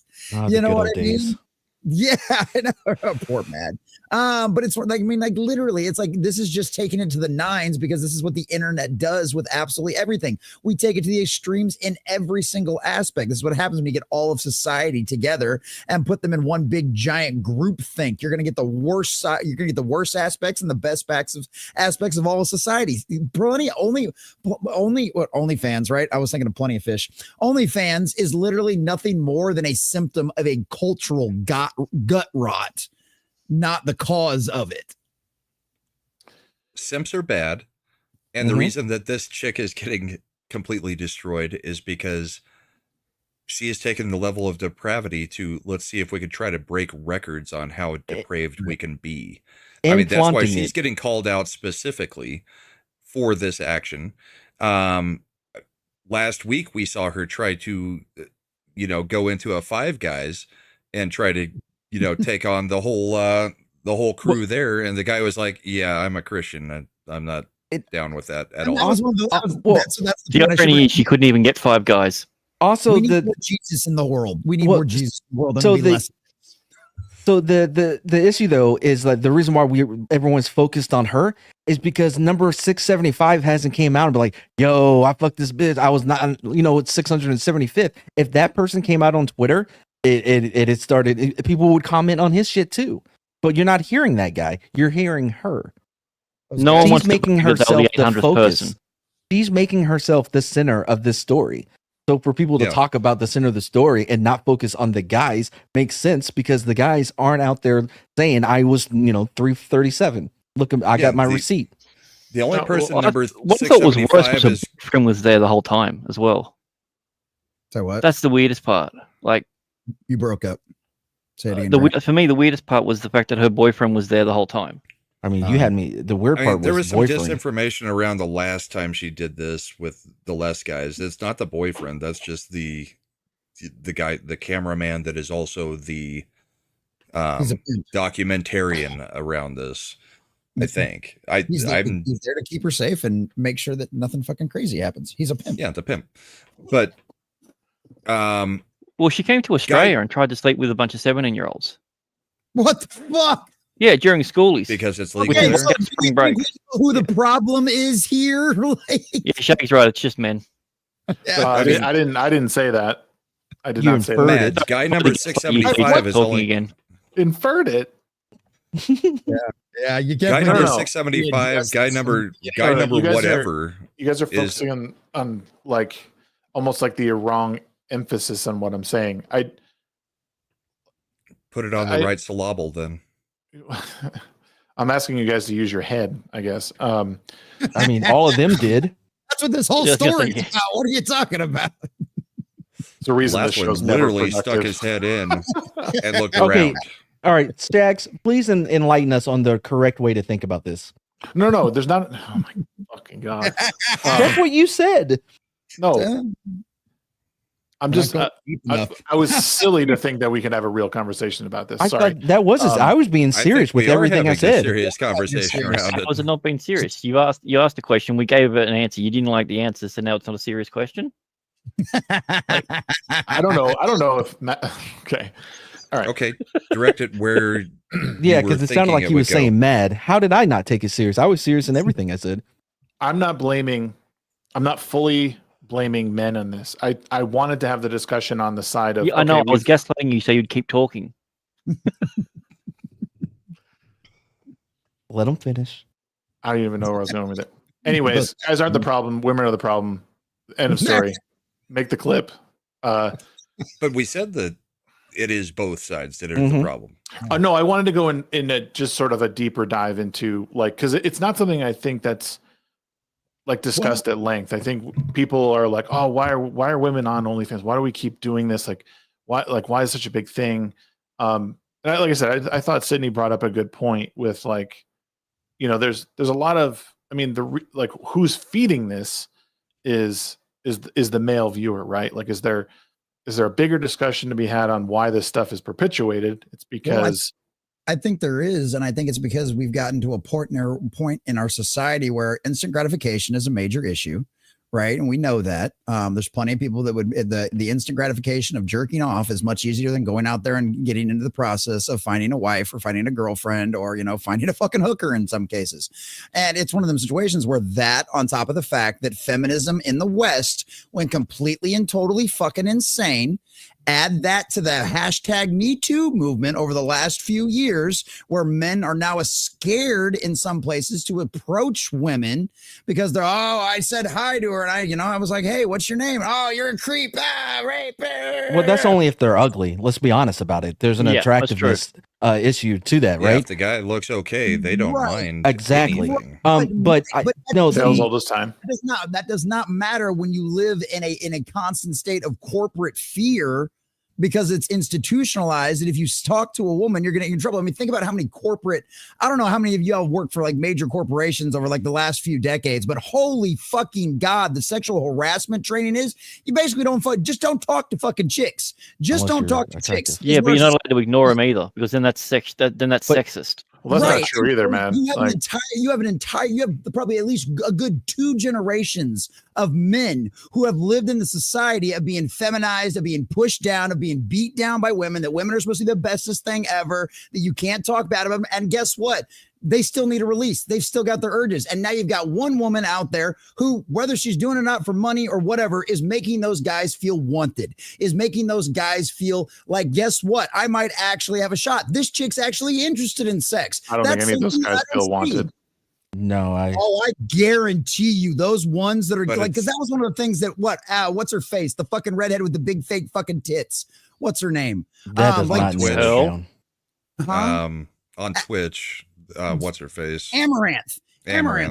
Like part of her fucking only, because I covered some of this shit because it blew up in the fucking news. Part of her OnlyFans accounts is she's got these bot farms that were hey man, never mind. But she's got these fucking bot farms that will respond to people, right? That's some of the level of some of these OnlyFans things. It's like they'll be your personal online girlfriend. They'll talk. None of these chicks are actually responding to anybody. No, it's all bot farms and shit like that. But it doesn't matter. It's just like when you're going to talk to a fucking AI, and the AI is going to be your new best friend, which is what some of the marketing has been. It's you get the exact created one today, and all you have to do is pay a few dollars a fucking month.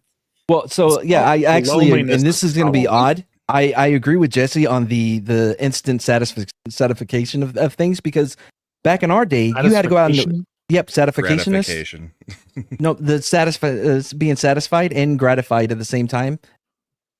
Gratification. Gotcha. Gratification. You know what? Don't focus on my words. Focus on my message. I need to be able to understand what you're saying. That's what I'm saying. You know, focus on the message. So always focus on your words.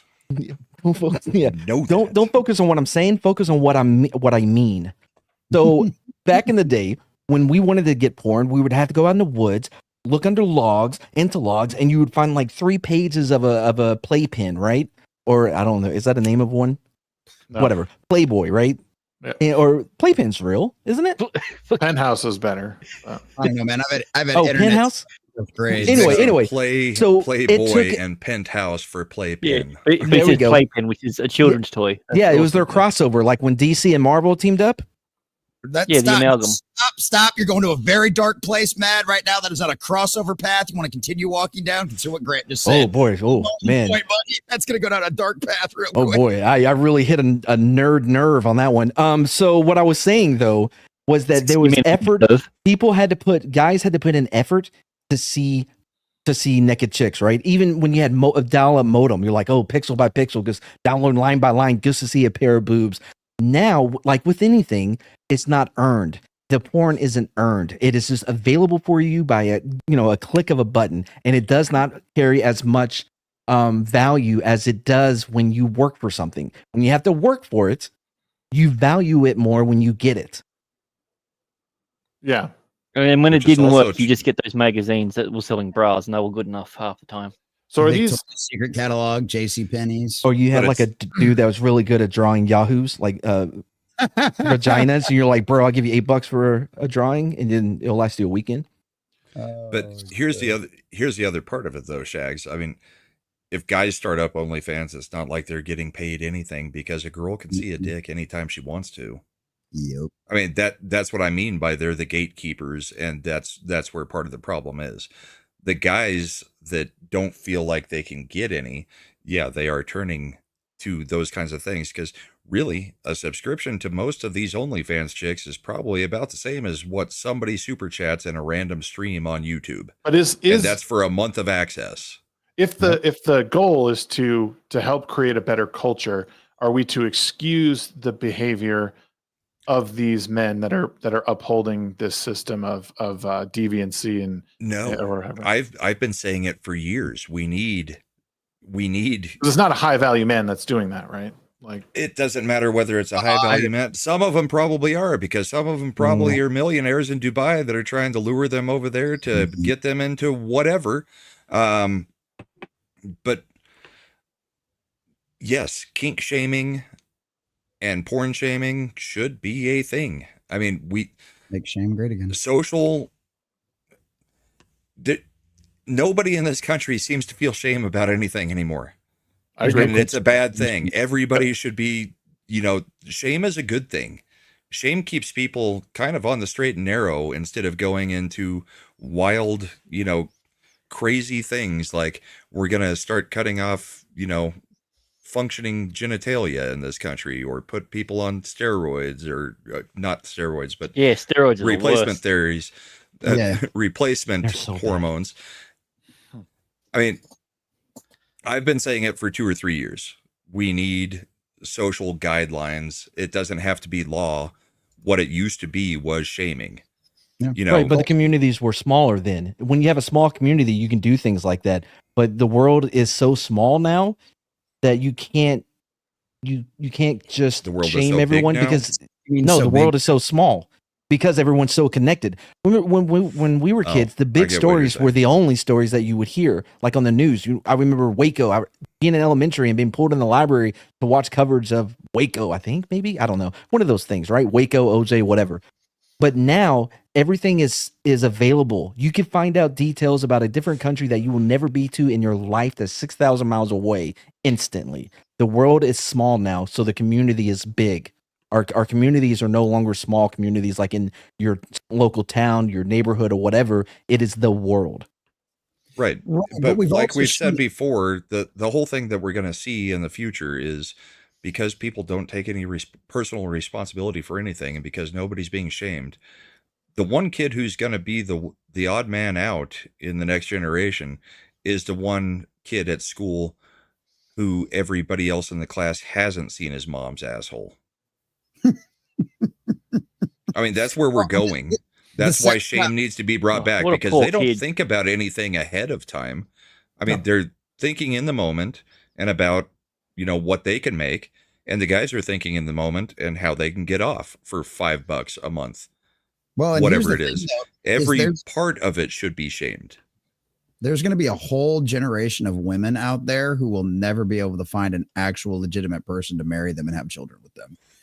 And it's not going to be a big portion because, hey, you know what? Even though we talk about this all the time, even though we see them all the time, there's plenty of women out there who try OnlyFans and never get anywhere with it. But there's going to be a big, giant section of them that they're never going to be able to find anybody. And that's going to cause a whole different set of ramifications on top of that. And it's just, but it does need to be culturally enforced, and we can culturally enforce things. We've shown that. And even on a global scale, we can culturally enforce things because of the access to the internet. It's just, we have to make a decision as a culture of whether or not we're going to shame a lot of this kind of stuff. And it has to be the predominant view. And right now it is kind of the predominant view because these stories blow up and because they get out there and they cause conversations like this. We've seen the cultural shift in the last 5 years away from all of the diversity, inclusion, and equity nonsense nonsense. Why couldn't we culturally enforce this too? If we shame it back to the dark little corners of the internet where everybody's like, oh yeah, like I think what was it like one of the guys in here said, like, you know, you had to get dial up was way harder to look at because you had to look at the screen and look over your shoulder at the exact same time, right? Like, and that's what you should be. You should be looking over your shoulder. There you go. I hope you can put one on each side of your head. But that's why did you have to look over your shoulder? Because it was shameful for you to be caught because your parents did not want you doing that. Yeah. Also, I wasn't allowed to use the internet until Dad got home, but I'd always do it anyway because I knew how to change the logs. So. There you go. I mean, about that. We've been talking about how the Landman is so good on multiple shows across our whole sphere. And part of the problem with the Landman, I love the show. But the mom is a whore, and she's basically turning her daughter into a whore and encouraging it. That's where the problem is. I think somebody said in the chat that it starts with the parents. Yeah, King Deplorables did. It does start with the parents. When the mom is literally, I don't want to spoil anything from the show if you guys haven't seen it. I haven't seen the last part of it. So, but if the mom is literally encouraging the daughter, yeah, go be a slut, have your boyfriend over tonight, that kind of thing. I mean, that's where you're having the lack of parenting and the lack of shame. And somebody else said the Devastator said they understand the logic for shaming. It's not shaming the individual. It's cultural shaming.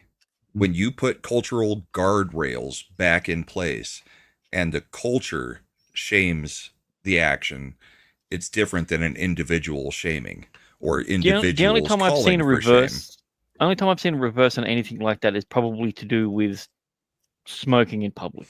Like literally, that's the only time I've ever seen where people are afraid and shamed to do that. Like that's basically it. But I don't see how it can be done. It's too big. There's too many little pockets, and the fact of the matter is that the fact that everyone is connected, it's easy enough to find people who aren't shamed, and will never be shamed, and then you just join them. Right. But that's where developing an actual culture is part of it. Yeah, because there's going to be plenty of people that are still going to be completely and totally obsessed and love diversity, inclusion, and equity nonsense and all the LGBTQ alphabet soup nonsense. But guess what? The majority of the culture isn't going to want any part of that stuff anymore. So and you know what's happened with all of us smokers that were shamed for smoking in public? We're still shamed, but everybody is sitting there smoking pot everywhere on the streets. I mean, you can't walk through a lot of Vegas, anywhere where it's legal, dude. It's worse than that. They're vaping. Yeah, that's right. Okay. Well, that's the thing is like I mean, there's like the smoking thing was a campaign that like essentially shamed people in a way, and yeah, but like it was, I think in a lot of ways people found a way to tie it to like why it is socially unacceptable to do that, because like smoking, I mean, no offense, Brahma. Smoking just kind of, I think people tie it to it just being sort of a disgusting habit. I was a smoker for years. Like sleeping with 1,000 people isn't? No, of course it is. I'm not defending sleeping with 1,000 people. No, that's what I'm saying. But that's the problem. That's literally what I said is going to be the response. Like people are going to be like, yeah, it's not. It's completely different.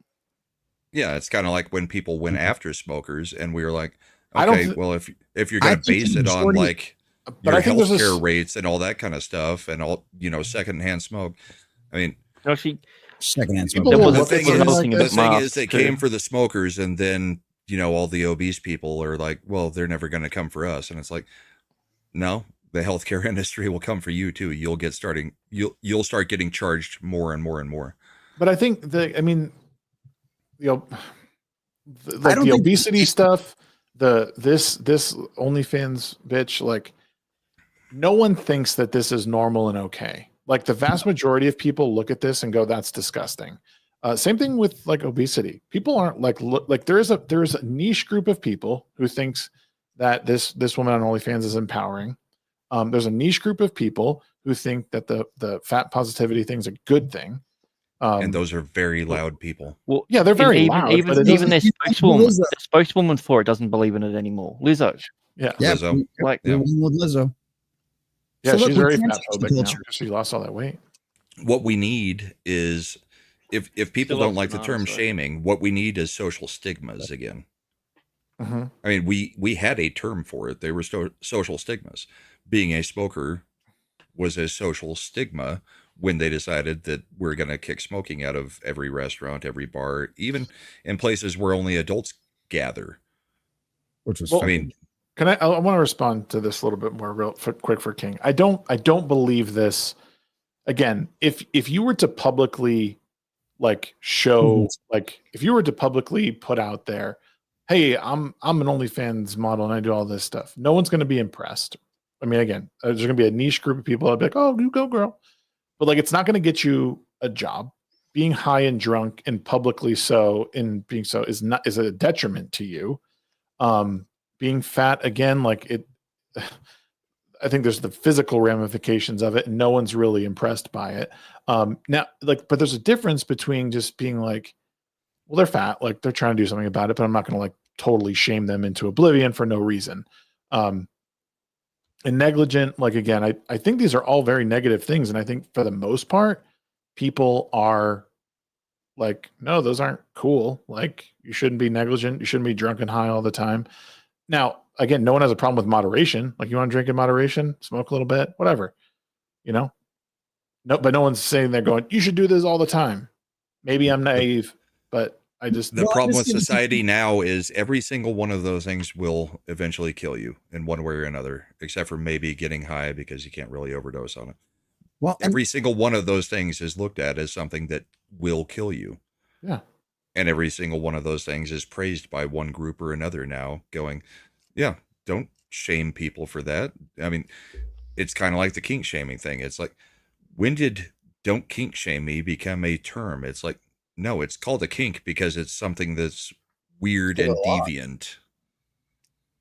Tell me more, Brahma.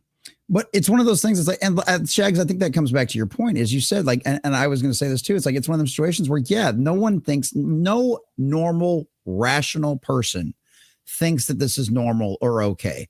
Honestly, I think the OnlyFans thing right now is kind of like the fad of everybody wanting to be a YouTuber, right? It's one of those things where there's going to be a lot of them, but there's only going to be the cream of the crop that are ever going to end up at the top. And I think a lot of people are going to end up getting disillusioned with the whole process. And as a culture, kind of move on from all of that kind of thing. So, yeah, you know, and Garrett's right. We all function. I mean, Shags, you were alluding to it earlier.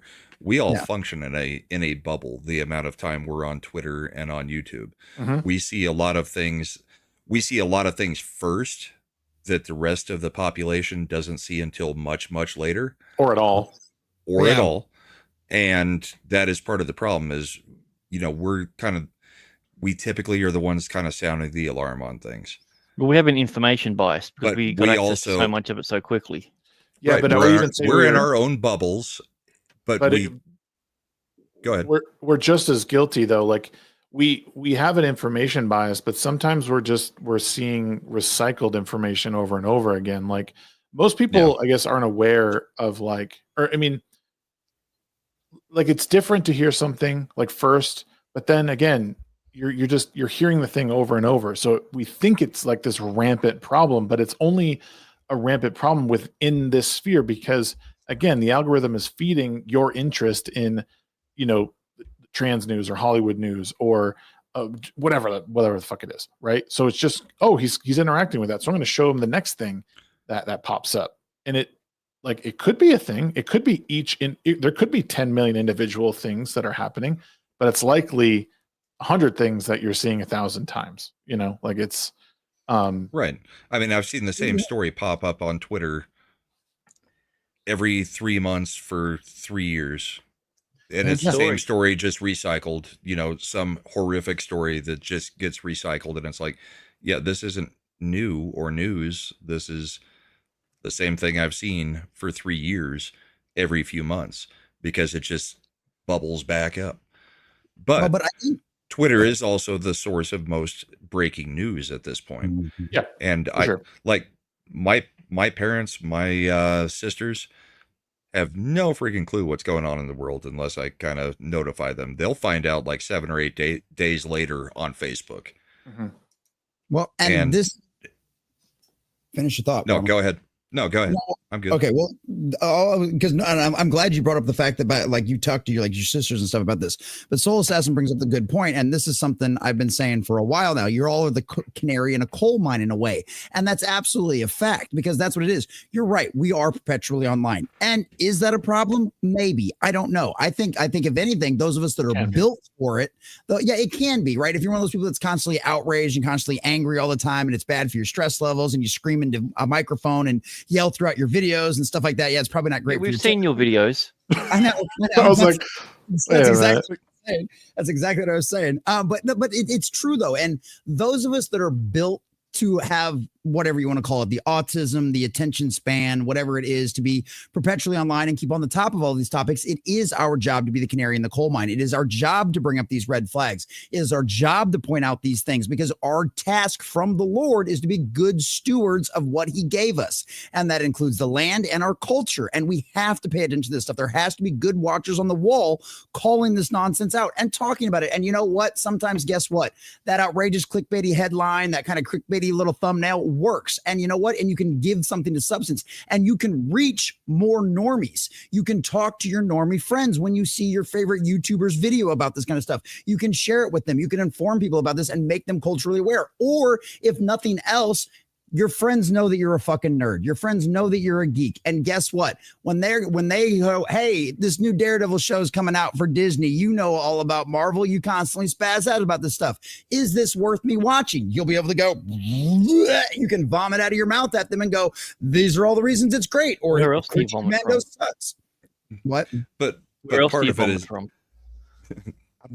Part of it is also the Matrix effect, though. I mean, you know, I would sometimes like to be my parents and my sisters and just not give a crap about any of this. None of the political stuff, none of the cultural, pop culture entertainment stuff. I've told this story before, but about 2.5, 3 years ago, I was at my parents' house and I stopped watching the NFL a while ago, but I was at my parents' house on Super Bowl Sunday. So I'm watching with a whole group of their friends from church and, there's probably 20 people there watching the game. And the first set of commercials comes on and I'm like, everybody's excited for the commercials, the way they used to be. And the commercials aren't that. This was 3 years ago. We're right in the heart of all this crap. And I was like, after the second batch of commercials, everybody was like, these commercials aren't any good. And I was like, have you guys not noticed? I don't even watch TV anymore. I haven't for years. But every commercial will be, white people are horrible or white people aren't in the commercial. You've got everything is a whole mixed family. And the one time that the white guy might be in the commercial, he's going to be the idiot in the commercial. So we watched the rest of the game. And by the third or fourth quarter, everybody's just like, how did you know that that's what all the commercials were going to be? It's like, because that's all they do anymore. I mean, you're being subliminally taught lessons about how this is good, this is bad, without ever actually paying attention to it. Until somebody calls it out, people just don't know. But is the alternative possibly true that they're just not being oblivious might be happier? I mean, well, yeah, but I mean, it could be just like it's not. I mean, I don't disagree with you. Again, this is one of those. Garrett. Exactly, Garrett. Thank you, brother. This is one of those times where I think two things can be true at once. Do I think that they're doing that for a reason? Yes. But I also think that a majority of the people are looking at that and seeing like I've seen people like that all the time. And it's not like, I don't know. I don't see it as a subliminal thing of trying as an erasure of white people. And I don't think the vast majority of people do. But again, I know it's a real effort that these companies are trying to do, right? Like that's been obvious. It is the DEI effect in commercials. Right. And most people, even if they don't know the terms of DEI, most people have seen it in the company that they work for. They see it on TV with the commercials. They see it on TV with the shows, and they don't know that it is that. And they're oblivious to it. It may, something. But the second you mention it, then their eyes are wide open to it. It's like, holy crap, it is true. That is everything that I see everywhere, all the time. And Brahma's 100% right on that one, because I saw it in the CW years ago, long before I had a name for any of this kind of stuff. All I knew was this was bad. This was stupid. This doesn't make any sense. Why doesn't this interest me anymore? What is wrong with this? And I wasn't able to quantify it at the time. I didn't realize all of the issues, because I picked the name Common Nerd for a reason, right? I'm just your casual viewer. I'm the guy that I liked Black Adam. Okay. Come at me. And so it's one of them situations where it's like, I didn't know. The movie. The movie. It wasn't a good Black Adam movie. It was a pretty decent JSA movie. But anyway, beside that, it's one of those things. It's like, I didn't have a name for it, but now I can look back at it and go, holy shit, the CW went really fucking woke. And that's why Legends of Tomorrow sucked. That's why the last, probably 4 seasons, The Flash sucked. You know what I mean? That's why Supergirl went completely. And I kind of got an idea, when I was starting to the trans shit. I was like, what the fuck is this? And so it's like, but and Brahma's right. You see that. And we know from documents from Hollywood, from inside Hollywood, that yes, it was intentionally trying to remove white people from things. You know what I mean? We've seen those evidence. We've seen those releases, whether it be the freaking union documents that we've seen, or the stuff from the award shows, or all this kind of stuff. There was an intentional thing to remove white people from. I mean, what was the saying that we'd heard running around Hollywood? White and male is pale and stale, or whatever the fuck it was that they were saying. So we know that has been very intentional. And you see, it's like taking the fucking red pill. Once you understand in the Matrix, not in the fucking cultural zeitgeist that it's become, but once you wake up to that shit, you're like, oh my God, it really is everywhere. And that's what people like us that can pay attention to stuff, that's our jobs, is to when the normies finally go, what the fuck is wrong? Go, hey buddy, come here, man. But hold on. Explain it to you. But we have to be careful not to conflate the idea of erasing white representation in movies and TV with the idea of trying to lift who they see as underrepresented minorities that are adversely affected by not being represented. Those are two entirely different things. But both things can be true at the exact same time. But that's what I'm. But they can also be different as well.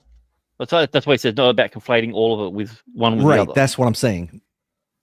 Yeah, no, that's the things that bother me. Obvious. The things that bother me, it's not even necessarily that there's less white people in things. That doesn't really bother me. What bothers me is when they're trying to push, okay, well, you've got this Japanese woman, this black guy, and they've got an Irish kid or something like that. I mean, it's like, it's not even consistent to make sense in stuff. I mean, it's just casting to cast the DEI. Mm-hmm. That's why you see all these very untalented. This is one of the things, I'm going to say this real quick and then Shags, I'll let you go. But this is one of the things that's literally, we have seen this happen. They have done generational damage to minorities and women because of the choices Hollywood has made over the last few years when it comes to entertainment. Because now, and same thing with video games, you have now trained an entire generation. And by generation, I mean basically everybody that's currently paying attention to these things right now. You have trained an entire generation to automatically assume that if somebody, a minority or a woman, is the lead in it, that they're only there for a diversity hire and they're automatically going to tune it out and tune it off. So if anything, Hollywood and their goal to raise up all of these voices, because you hired a bunch of unqualified people that did not deserve the jobs they got, you have done generational damage. You're going to have an entire section of the audience forever that is automatically going to assume, until they hear from somebody else, that as soon as if you've got a black person, a white or a woman, or any other minority in the lead, they're automatically going to go, it's fucking woke, I'm not even going to bother. Because for so long, you have given these people jobs they did not deserve, and we have seen the consequences of their actions, whether it be Marvel's, whether it be the new Captain Black America movie, where they had to essentially fire the director and remove, he's basically nothing more than a set piece because he had no control over all of the reshoots they did last month, or Star Wars Outlaws, where literally we've heard the reports from Ubisoft that they have this massive amount of diversity hires inside of their company that don't know how to do their jobs, and they're nothing but dead weight. All they're good at is activism. So now you have trained an entire generation to automatically assume if these people are in something and they are the main lead, it's gonna be fucking bad. Because Star Wars Outlaws was hold on, time out. I disagree with you in a lot of areas here because again, this is which part? It was like a 10-minute rant. I know. I'm trying to pull it together here. You're operating within your information bias, your bubble, right? Like we have, and you have information that people don't have. And this is the thing. Like I spoke about this on one of my conversations. Like most people are in the dark and have historically been in the dark over a lot of the stuff that's happened. And the example I used was that South of Midnight game that's coming out. And Epic Mike has had a lot of criticism about it because they allegedly had fired the original voice actress and replaced her with someone that sounded more ethnic. Now, the question I was asking was, how many times has this happened in the past that we didn't know about, but we still enjoyed the final product of it? We live in a good. What? That's what the final product still being good. Nobody complained that Samuel Jackson was race swap because he did a great job. No, but what I'm saying is like there's a lot of assumptions you're making David that people know that this is like there's women in here, so it's woke trash. That doesn't like a woman doesn't mean that people should think it's woke trash. Strong disagree. I don't even know if you're joking. I've actually no, he's joking. I've actually got a good example of this just from the past couple weeks.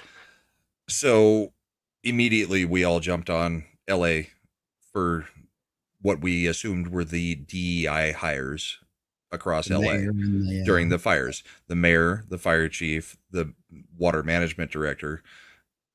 It's all over the place. We all called it out as DEI immediately. The fire chief has actually been there for 20 years. She's risen through the ranks. She's apparently very qualified and has called out the other people who have A, cut the funding, B, not let her do her job, C, not given her the things that she needed. Like they cut all the engineers or mechanics, not engineers. They cut all the mechanics, so half the equipment isn't working. The people on the ground, like Latino Slant, Polly, said, no, she's actually fantastic. She's doing a great job. She's doing everything she can with what she was given by these other idiots. So it's not always DEI. I mean, the results may still be crap in LA right now, but you can't lump everything into DEI all the time. I actually tagged you in my Discord. She looks like a DEI hire because it's a woman leading the police.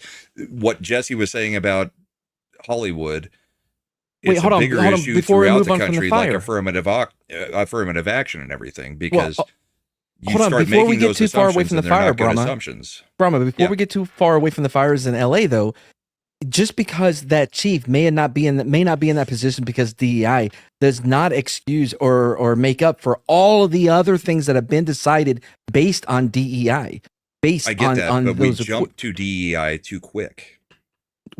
Correctly in that case, not about the specific person. I'm not about that specific person, but the way that they structure things, the way that they choose who or what is or who are in what positions. Yeah, but the LA fires are a lot more complicated than people give it credit for. Exactly. I'm not saying that it's the only cause. It's a very minor cause, if any. Like, I don't know if it's even measurable. Like, is it annoying that's how people are hired? Absolutely. But you have to, I mean, you take everything into consideration that's happening there. There's federal laws on the books that have created a lot of red tape for that whole thing. Newsom himself has done a lot of harm. I hate fucking saying that shit. He's made a lot of bad decisions in the past, mismanaged. A lot of harm. Shit. No, because it's the same stupid shit when people are like, you really hurt me. I didn't fucking hurt you. Get over it, you bitch. We can measure his harm in billions of dollars of damage. That's not harm. In families' billions of dollars of damage isn't harm. Like children getting their genitalias cutting off because of the policies that he's encouraged and the things that he's allowed in his state because of the laws they passed. How is that not causing harm? Maybe.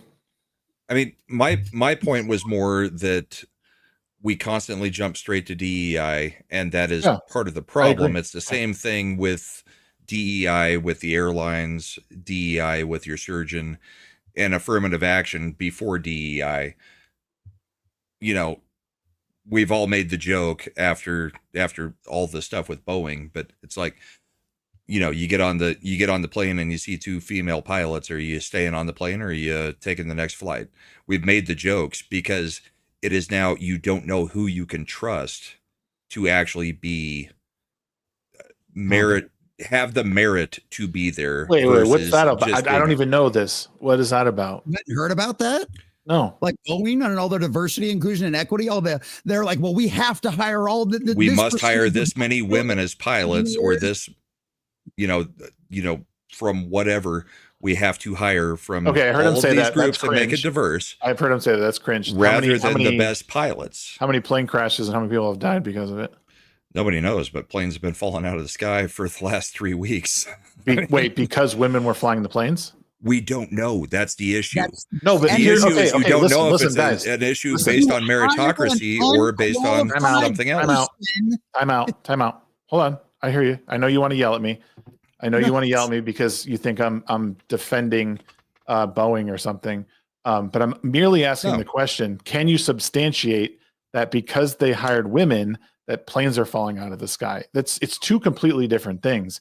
No, now, the problem is there's the question there because we don't know if there's meritocracy. I think it's cringe. We can all laugh and be like, "That's fucking cringe as shit" to say I want to have this quota, right? But like the 2 might not even be connected, and I don't think it's something that you should be like, "Oh, it's because of that." Like, well, you have no fucking idea. You have nothing to substantiate that claim. Even though the fact that we have seen diversity, inclusion, and equity policies devastate and destroy other industries, you think it's unfair to assume that planes are falling out of the sky? Yeah, I do. I'm sorry, Bubba, but I was an aircraft mechanic for 10 years. Okay. When you hire more females, 9 times out of 10, that female is not very good at her job. Okay, there are very few exceptions among aircraft maintenance where we have a solid, good female who's good at her job. The majority of them get turned into paper pushers, or in the cases of engineers, there's a reason why. Is that just in the Air Force, or is that in the general labor as well? Because that would be 2 completely different. I worked in civilian and military both. Okay. I worked for the federal government as a civilian aircraft mechanic, and I worked for the federal government as one as well. And trust me, it's not a big jump to make to go, hey, diversity, inclusion, and equity policies destroy Disney and all the Let me explain in a less yelly way. Like, I don't get how that's a hard jump to make. Let me try to explain it in a less yelly, aggressive way. And we got a Camelot raid. Hold on, Camelot's here. What's going on, everybody? What's up, brother? Oh, good comrade. Nice. Because of them having to lower the standards to allow a larger net into what they consider to be underrepresented, whether it's women, POCs, whatever, right?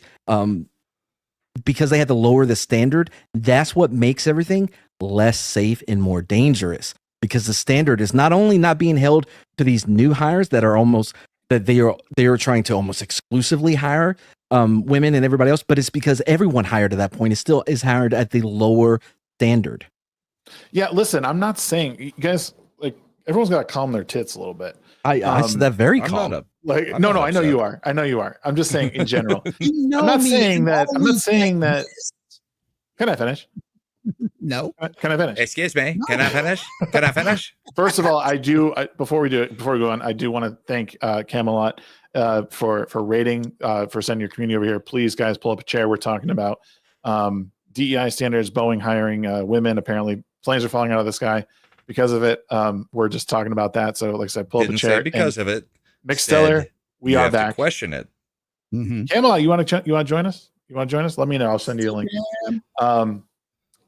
Dude, I'm just saying, like, again, 2 things can be true at once. It's totally cringe that they would do that. Does it likely will it likely get you less like qualified people? Yeah, there's definitely a chance. You're definitely opening that up. But again, if you are saying like if you're going to tell me that that's the reason the planes are coming down, like I want to see some real evidence because of it. Yes, they said it, they did it. You're never going to get any real evidence out of that because they'll never want to admit to it. And why say it? Here's my thing, Shags. Assumption to make. Well, but you can look at the increase of accidents, whether it be mechanical and or pilot error, and the sharp increase from when they lower the standards for who they hire. And there was a whole Supreme Court argument about this not that long ago about affirmative action and getting it out of college, because people were getting sent to college that did not qualify to go to that college over other people who did qualify to go to that college.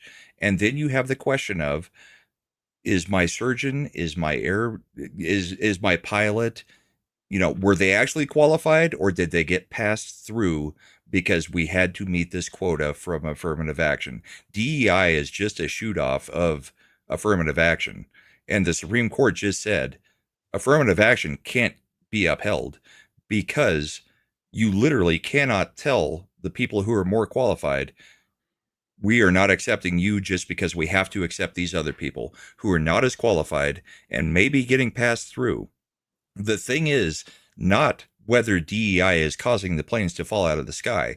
It's the problem that you must now question who is actually qualified, because did they get passed through or were they actually qualified to be there? You don't want your surgeon or your pilot to be somebody that was put through just because we had to meet a quota. You're questioning whether DEI caused the planes to fall out of the sky. That's not the actual question. The question is, were people put through that caused the planes to fall out of the sky, and you don't know it because we're not doing meritocracy? No, like, so does that make more sense a little? Yeah, well, I'm all for meritocracy, just so everyone knows. Like, I know that I'm doing this to keep the conversation going and make it a little bit more interesting than everyone just stroking each other all night. I like, because this is one of those times. Like, I mean, airlines don't fuck around when it comes to, like, there's a lot of paperwork that's involved. You generally know who's handling a plane, who's working on them. Again, if we're able to, like, if something happens and we're able to tie someone who was hired based on that through it all, like, I'm all for saying, like, this caused one thing to happen. You can still get qualified people that fall within, that box or whatever. Yes, the lower box. Yes. The lower box?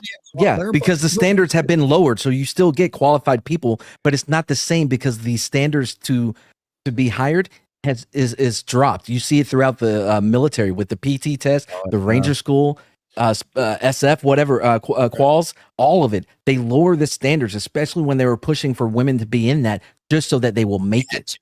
They had to lower the standards in order for females to pass a lot of that stuff. With Pete Hegseth's they shouldn't lower hearings standards before Senate, but they are though. The last 2 days. I thought they were just hiring based on like gender and that. No, they're lower. I said this. Quotas started first, but in order to meet those quotas, they had to lower the standards. You lower the standards. They tried getting females through those Ranger schools and stuff like that. They couldn't cut it. We're talking about airlines, not the Rangers. Both. They lowered the standards. We're talking about all the industries. How did they lower the standards? You don't have to do that, Jesse. I'm asking a question I don't know. Don't act like I'm not stupid for not knowing this. Like, this is a legitimate thing. I don't. I'm explaining. Say that they lowered the standards. This is the argument I've been making for a while, that the spirit of the age has infected all of our institutions. It's the exact same thing, whether it be the military. I don't care about all the institutions. I'm talking about Boeing right now. So Boeing makes the planes. The airlines are the ones that actually hire their standards. I went to a aeronautics school after high school, right? Yeah, and there are standards that you have to meet. A certain number of hours, qualifications, because you're always having to qualify, like get qualified single seas engine, twin engine, blah blah blah blah, right? as you move your way up, they lower the necessary numbers or qualifications to hire more. It's across the board and everything. They do that in the NFL Again, with the what- referees. Okay, I hear you. What standards were lowered in order for people to get hired at Boeing?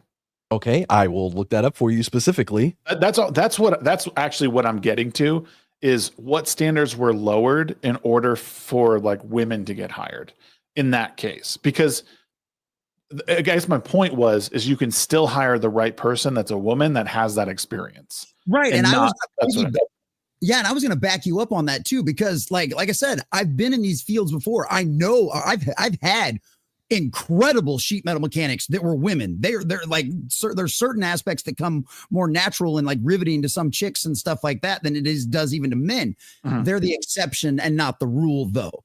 And the problem is like everybody's been stating, they lowered the standards to make it more the rule. And when you do that, it always ends up becoming a problem because the quotas came first. And when they couldn't meet the quotas with the standards they had, because guess what? Women can't pick up a 250-pound toolbox and race down an aircraft line with it as well as what a man can. You know what I mean? It's just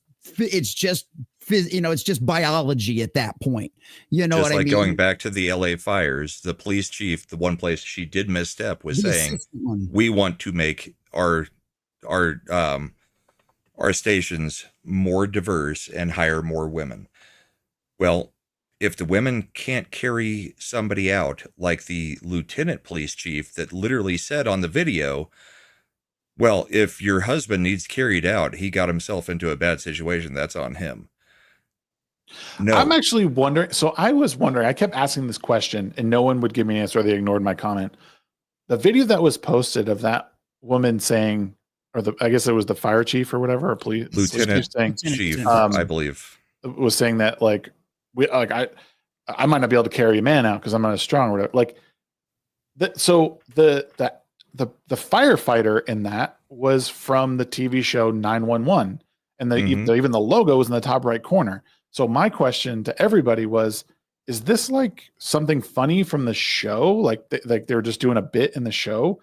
Because there were moments that were like, they did get a little preachy in that show at times because the firefighter in that show, she's a lesbian. So I was like, maybe this is part of the show, and nobody would answer that.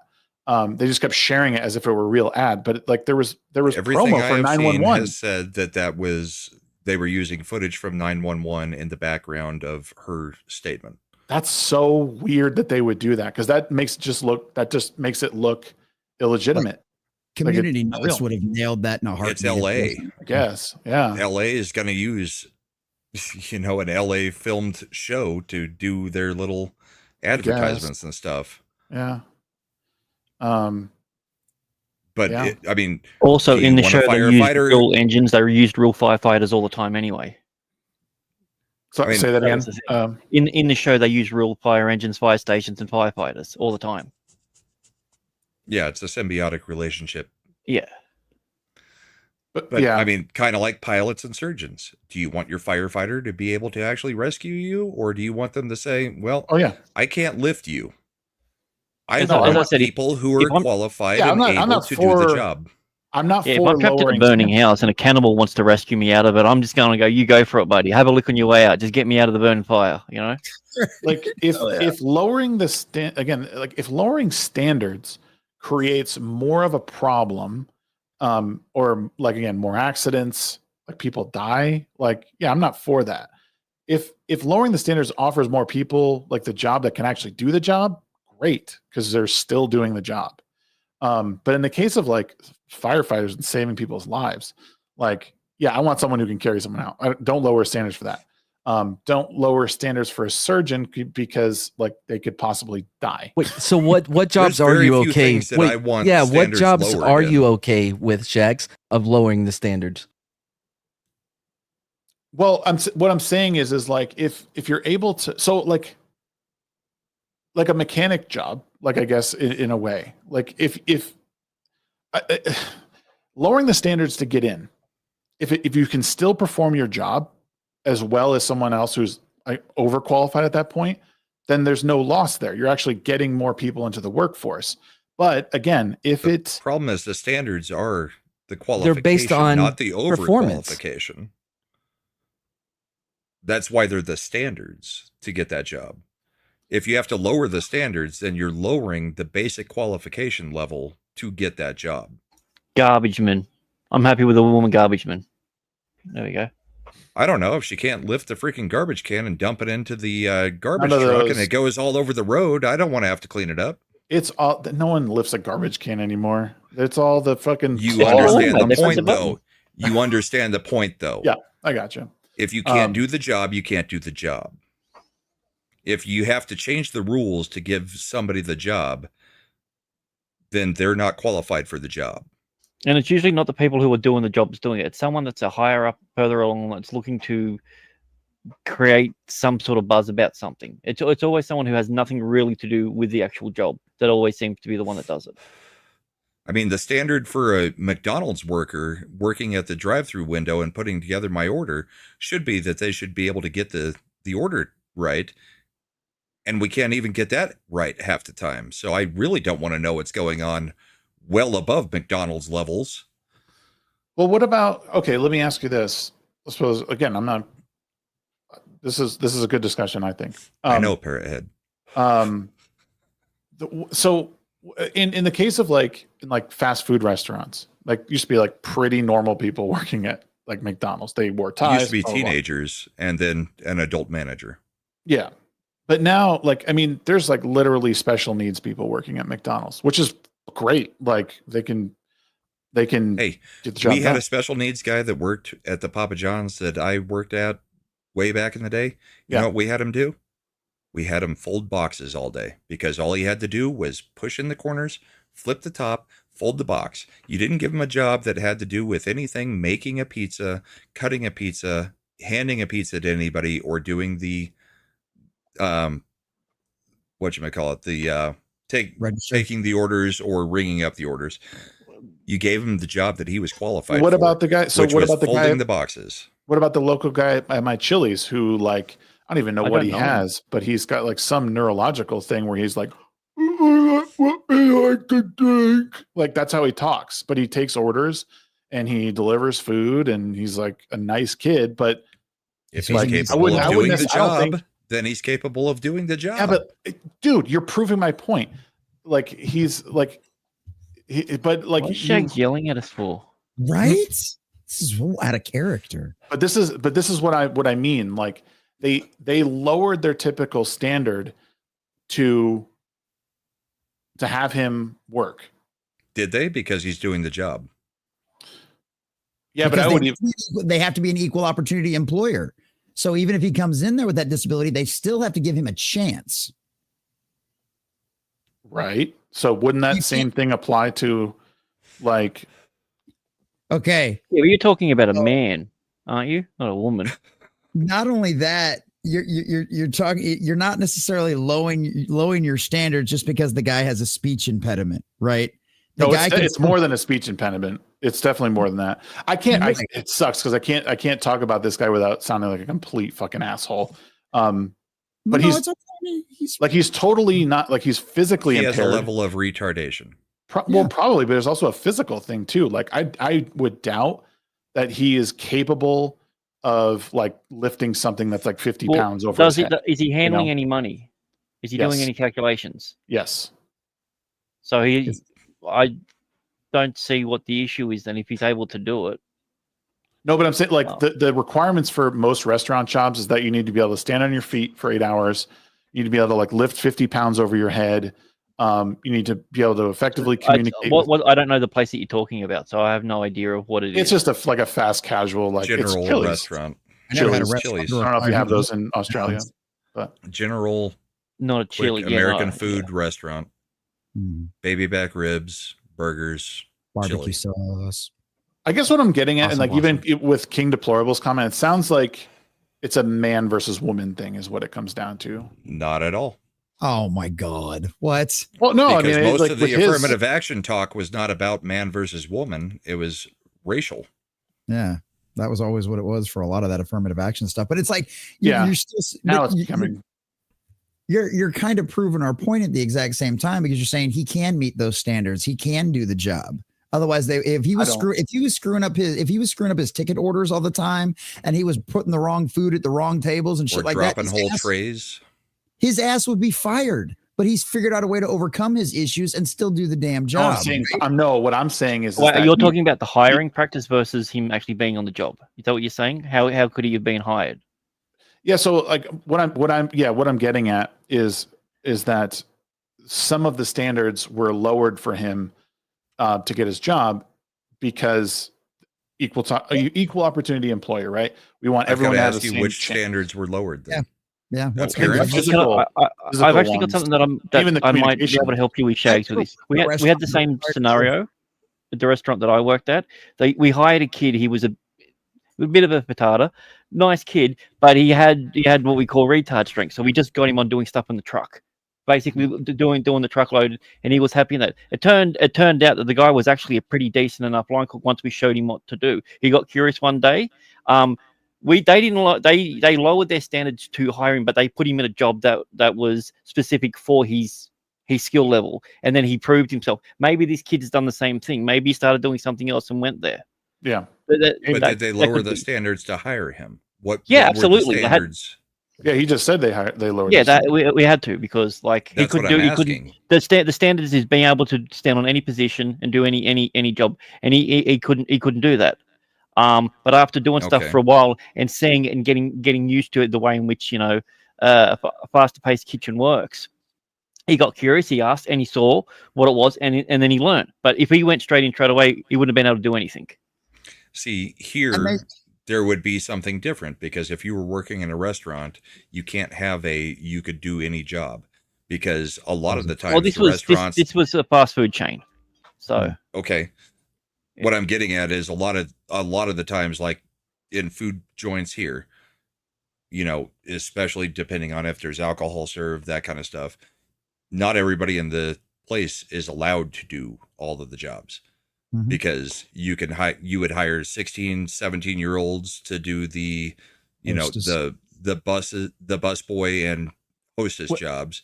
Everybody 18 and over is, kind of going to be eligible for server type jobs. This is personal for me, because I was hired under qualifications or things that needed that had to be fixed for me, because I am because of the burns, right?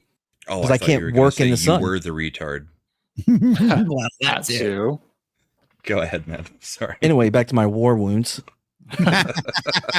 No, but so I couldn't work the day shift, right? So I had to be specifically at night, and so that they had to work around that. But when we're talking about things like that, I feel as though it's that's acceptable, because that's not qualifications. That's no, because part of the qualification was you had to go through the academy and stuff like that. But I couldn't go through the academy during the summer because it'd be way too fucking hot for me. So I had to.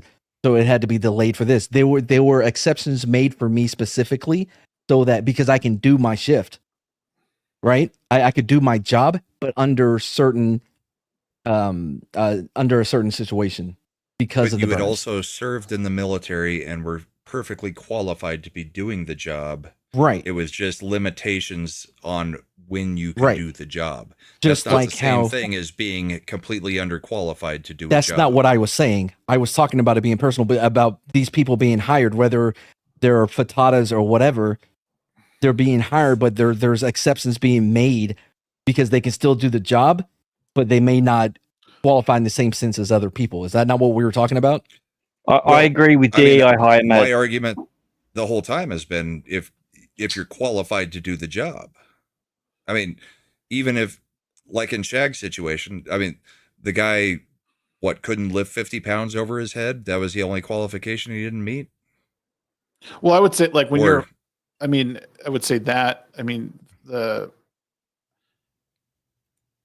know. I think it's a stretch to say he could communicate effectively with people. Like, he's very hard to understand. Yeah, I know. I mean, I get your frustration. You want to go there. You want to order your thing. You want to go, what the fuck did he just say? No, I'm not like bigoted against the guy or anything. Like, he's like, I've had him as a server at least twice now. But like if it would be a stretch to say that he is like that you would hire him over anyone else. Like you are low. I mean, to say he meets the standards is a stretch in that, like, again, you need someone who can communicate effectively in that job, who is physically up for the task, because standing for 8 hours, even if it's with nothing in your hands, is, is difficult. Right. And there is why stuff you have a probationary period too for most jobs. And again, I guess it comes down to, like, it comes all the way back to, for me, is I want to know what standards were lowered in the case of Boeing that may be linked to, planes falling out of the sky. And because that's an important conversation to have. Like, that comes back to questions, because you may not be able to prove it, but are people getting degrees that they didn't deserve because they were put into a college that they didn't deserve to be in, and then they were passed through to meet a quota, and then they got a job because they've got a degree that they didn't really earn, and then they're helping design planes or work on planes. There's a couple of things that work there, though. One is, so I know that people who get into colleges that they don't belong in oftentimes fail out of them, but the ones that do get into them and actually pass, are they passing because they actually passed and they were smart enough to do it, or were they just being shoveled through because of it? Now, you'd have to prove either way. Yeah, you'd have to prove either way. I'm not going to assume that these people didn't earn their degrees, because that's really shitty. And I'm not going to also assume that they're just smart enough to do it. Again, you got to prove what's going on. They can prove it oftentimes through that probationary period. Oh, you have all this, experience in college. You did this, that, and the third. Cool. Prove it. You have 90 days to prove it. One up. So Dr. Anonymous colleague says about the organizations are required by law to provide reasonable accommodations. That's right. And then the reason I brought up my own personal thing was because I don't want it to be conflated with standards, with standards being lowered or whatever. Do you know what I mean? Because like those, and this is all getting mushed together when we should be separating what we're talking about. And real quick, King, can't prove it, so it must not be DEI. I know it is funny to make the quip, but again, two things can be true at once. I am not saying that DEI is not present. It 100% is. It is not always the case that someone who appears underqualified got through because of that. Some people on paper were not qualified, but once they were, maybe they an affirmative action program or whatever put them into it. But your reply proved the issue. What's that? It's the problem that people have to question whether you were actually qualified, because there is affirmative action and DEI. So here's what we do know, right? Boeing made it a requirement that they interview more diverse candidates, meaning women or whatever, above, I guess, just white straight males for the most part, right? When you do that, when you are forcing who you look at for a job, you are constricting your talent pool. So by that alone, you are more likely to get a less talented, a less quality hire, because you're not expanding you're limiting the your hiring pool to begin with. You're not expanding the hiring pool. You're actually restricting it. Isn't that assuming that they're not actually looking at the qualifications of the person, even though they're skipping over those people? I'll give you an example of they don't look at the qualifications. I'll give you an example of them doing that. There was one of the leaked tapes from Project Veritas, it was not Project Veritas anymore, but O'Keefe Media, OMG, of a Disney executive flat out saying that if you did not have a diverse enough sector, if you didn't meet the diversity quotas in their sector, you were not going to get a promotion and you were not going to get bonuses. Okay. If the area that you were over in had that, you'd get that stuff. And the same thing happened at Boeing, because they tied the bonuses that they get with how diverse their hires were. Right. So I'm not arguing that. I know that exists, but the question is, does that prove why the planes are falling out of the sky? No. It does prove that even though they're skipping over people who are white, that they're still not looking within that pool of the most qualified person. So if they're just taking in a bunch of like black If people, you're are they cutting still? 70% of the pool before you create a pool. Yes, Brahma. I'm not saying that it's not right. It's wrong that they did that, but are they still getting a very qualified individual? How do you know? Because we just had reports from Ubisoft come out today or yesterday, it was, about employees inside the company going, this is driving us insane. We can't get anything done because they've hired all these people that are really good at activism, but can't do their jobs.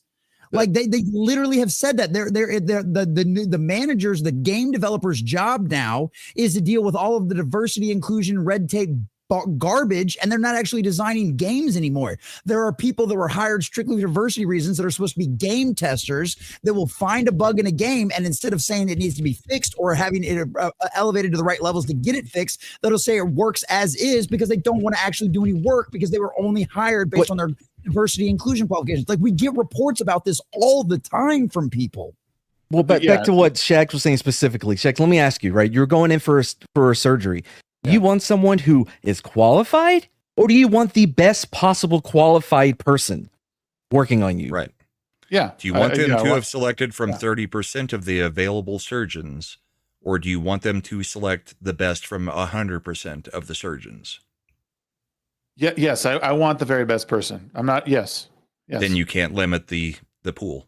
I don't think they should. All I'm asking is that person that they hired, do they have the same exact qualifications that the person they could be, but you're not going up against 100% of the pool. You're going up against 30% of the pool. So you don't know if that person is, because they're not being forced to go against 100% of the pool. They're being forced to go up against 30% of the hiring pool.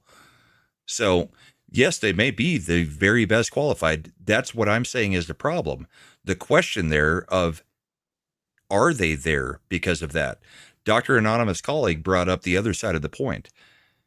When you are somebody who is hired and you're in one of those groups, do you then have to question, are you being hired because you're the best, or are you being hired because you have to be part of a quota? Totally. It is both sides of the coin. Yep. And there's plenty of people that don't care that they were hired for the quota. Right. And they've got the job. They've got the bad at the job.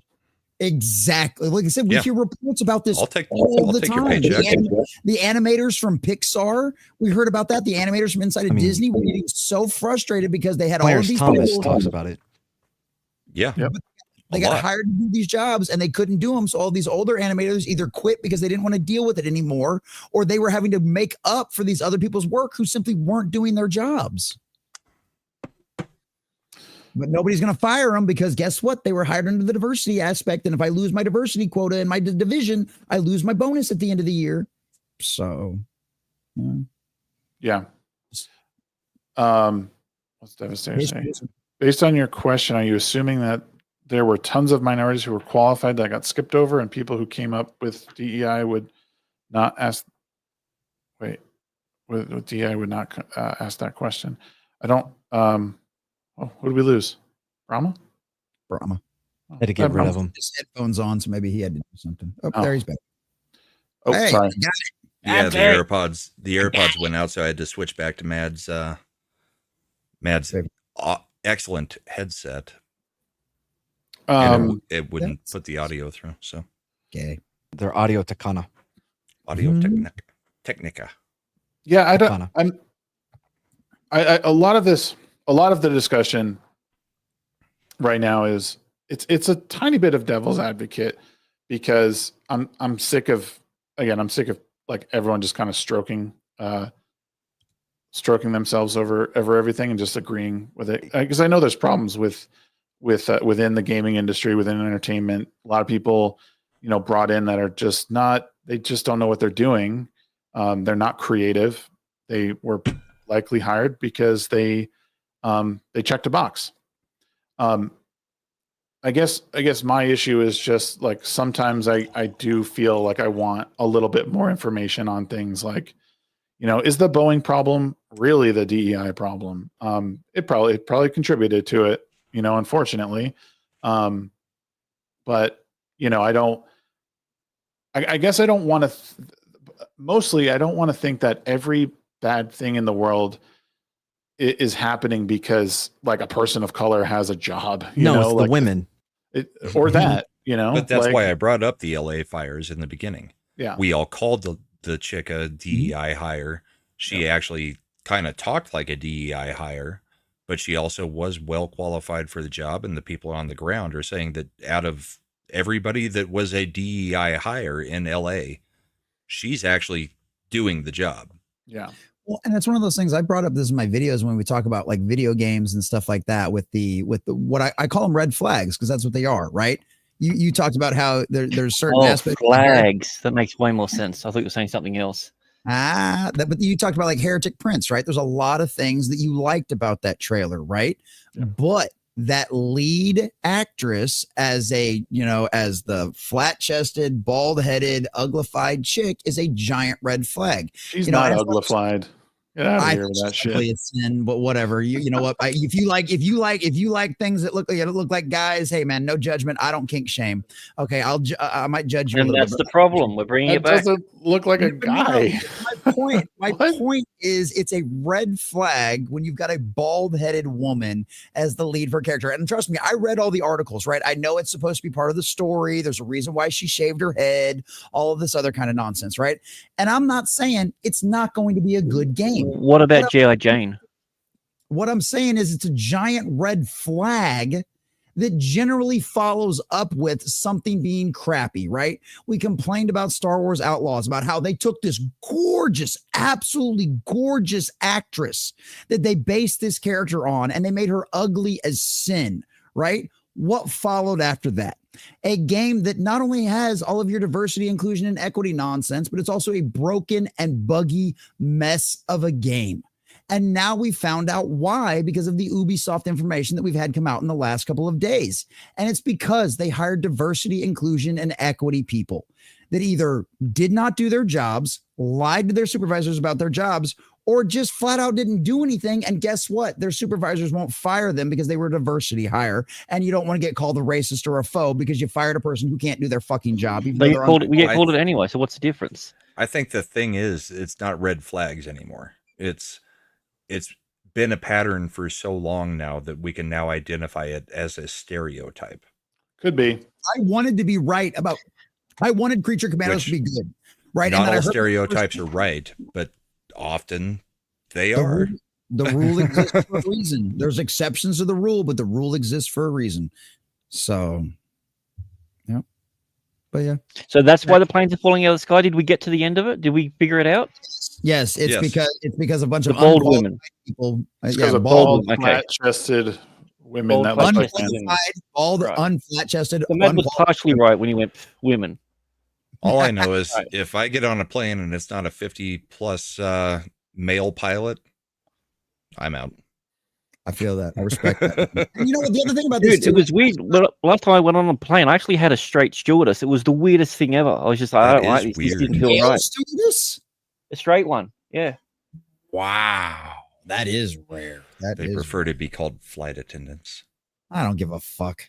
That's like the whole, we call everybody actors now. Fuck that. I still say actors and actresses. Piss off with that bullshit. I've never heard that. And it's one of those things too. I want to be proven wrong. You know what I mean? Like and I will admit if I'm wrong about certain things when stuff like this comes up. It's like Dungeons and Dragons, Den of Thieves was a prime example, right? The marketing was woke as fuck. Everybody I've heard that saw that movie said it was actually really good and it wasn't woke at all. But the marketing around it was woke, and guess what? It destroyed the movie.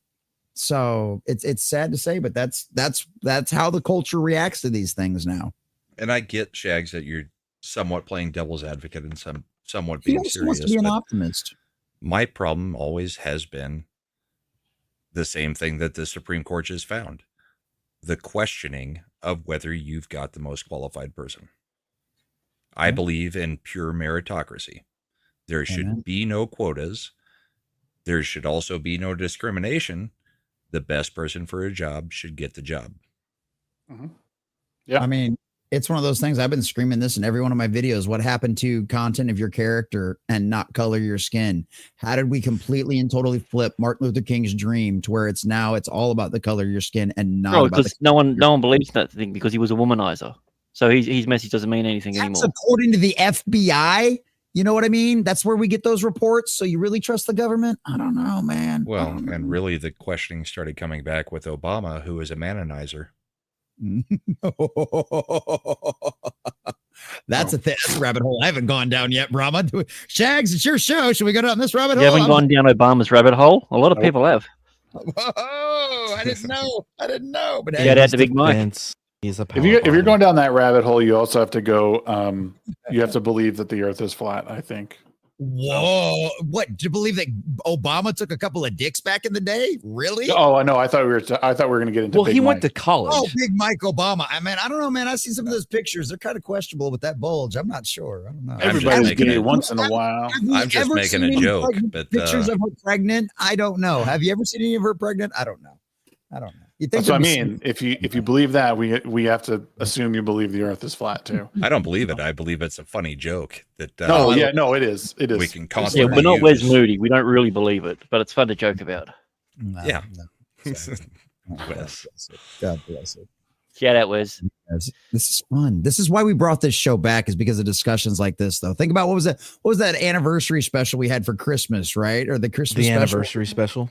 The Christmas special we brought everybody back for. It's like, what did this turn into? Oh, it was, I think Flawed and I were yelling at each other for like an hour straight. Yeah, and then you tried to. You're a married man, and you said, I really want to bang your sister and have a kid with her. What? You don't remember that, do you?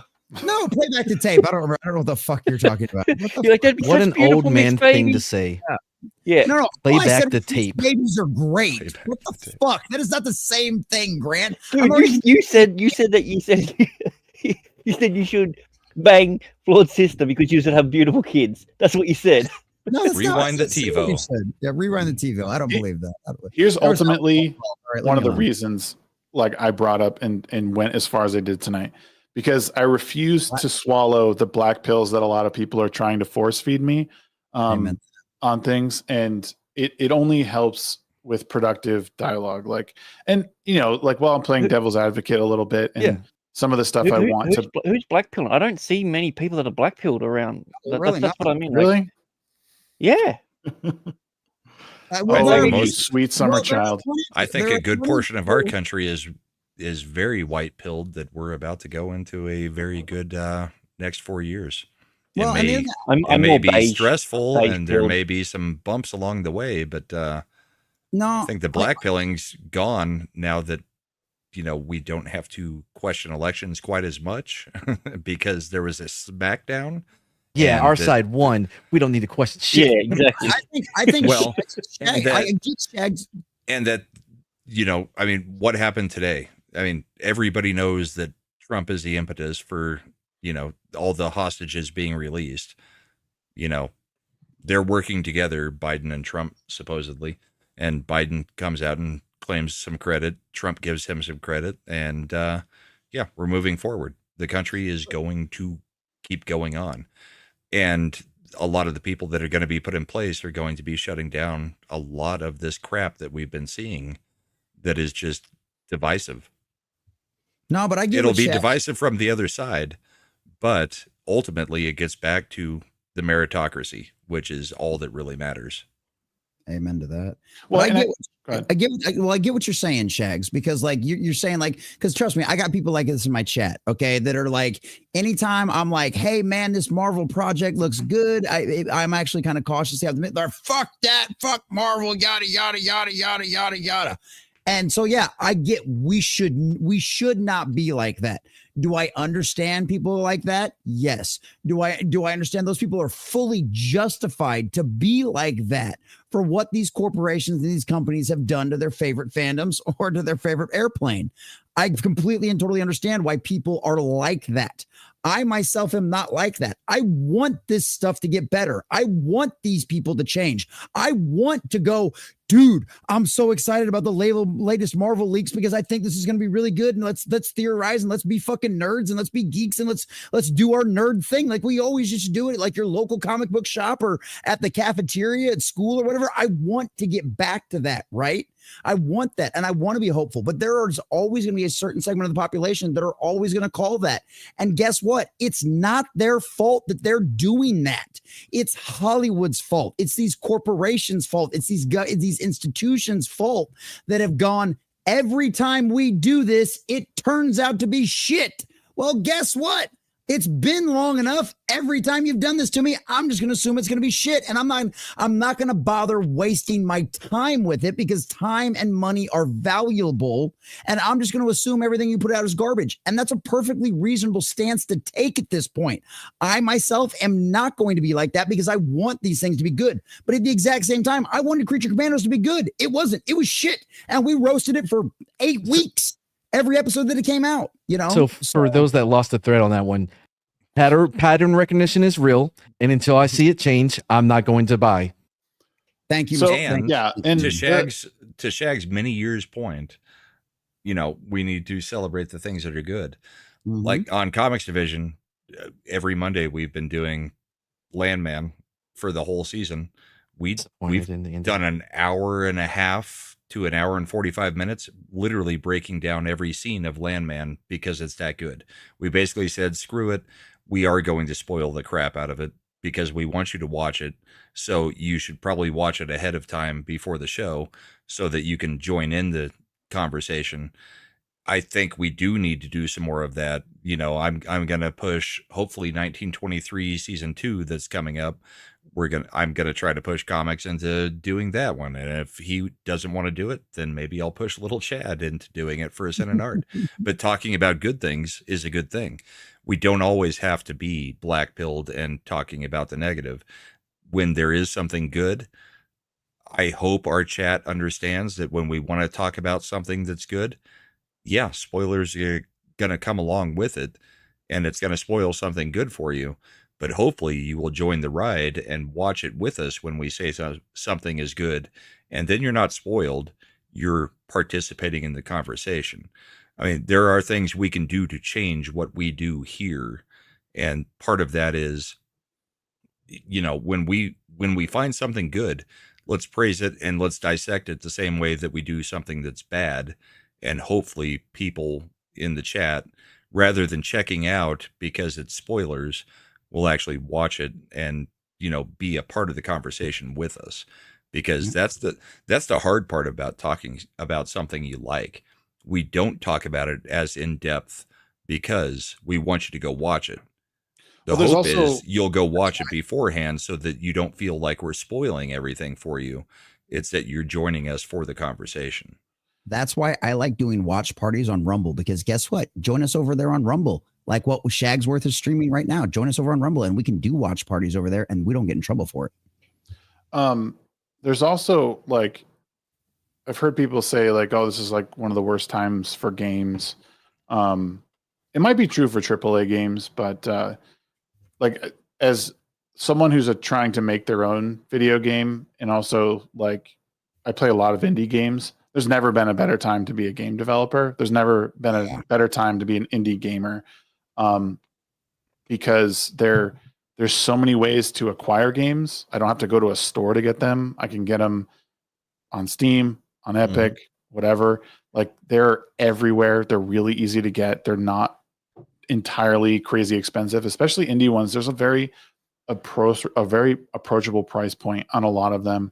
And these are really passionate people who at one point worked for big studios. They got ousted, or maybe they're just someone, they're 1 or 2 man team, or just trying to make something fun.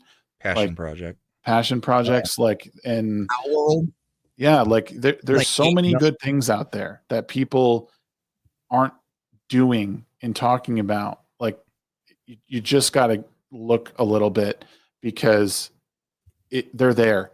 I was talking at what point in the last year have we been in need of a game?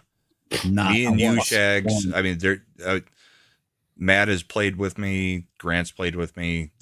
don't think me and Common Nerd have played anything together. Yeah, But we played. me we and played you, more Shags, games. there's constantly something, and then it's like you feel almost like you have to abandon that for the next good thing. There are good things out there because we are Oh, yeah. devoting a ton of time in the background to playing games. Me and Shags are playing Path of Exile 2 right now. I've already put in a week and a half, 60, 70 hours. Yeah. Well, Dude, I've been going back and playing Cyberpunk. I've done like 10 streams on that game because it's finally fixed and it works great and I love it. Freaking Marvel Rivals is actually really good right now too, and that was made by a little indie company out there in nothing's really indie in China. Jesse, but- you put in like what 30 hours this past week for Cyberpunk, and then 6 on top of that sleeping playing it as Yeah, well. I mean, Like 6, 7 hours of it where I was just able to nap, dude. Like I have the best job on the planet. I can nap at work, and all I do is get roasted and made fun of by Mr. Greg Gregory and have screenshots taken of me. You fucking bastard. I thought you were dead, and I was going to sell the photos because I knew that the stream was going to get taken down. Look, okay, that argument is completely fair. If I die on stream, I expect every single one of you to do a year's worth of memorial streams and like everything else. I want you to show the clip over and over again. Like I want you to do everything you can because trust me, I'm gonna tell you all right now. If any of the rest of you fuckers die, I'm grifting off of every single one of your. No, we'll do it once, and then we won't ever mention you again.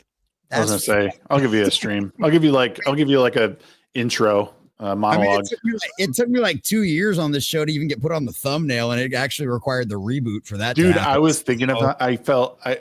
I was thinking of that. Well, because I kept asking Kenzo to make you art, and he just kept forgetting.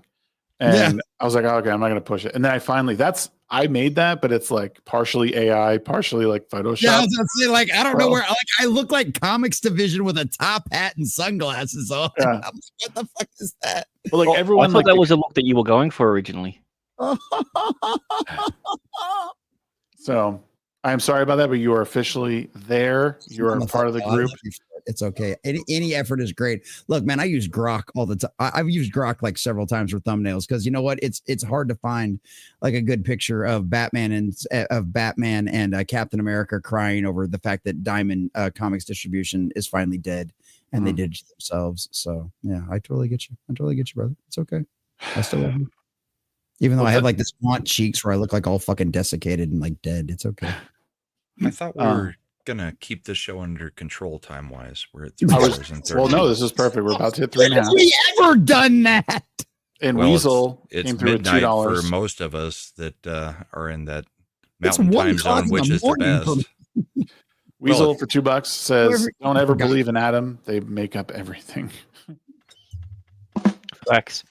Weasel, you come drop those, you'll get a. I guys promise. This is gonna sound so bad. You're gonna get a rim shot every time if you make those jokes on my stream.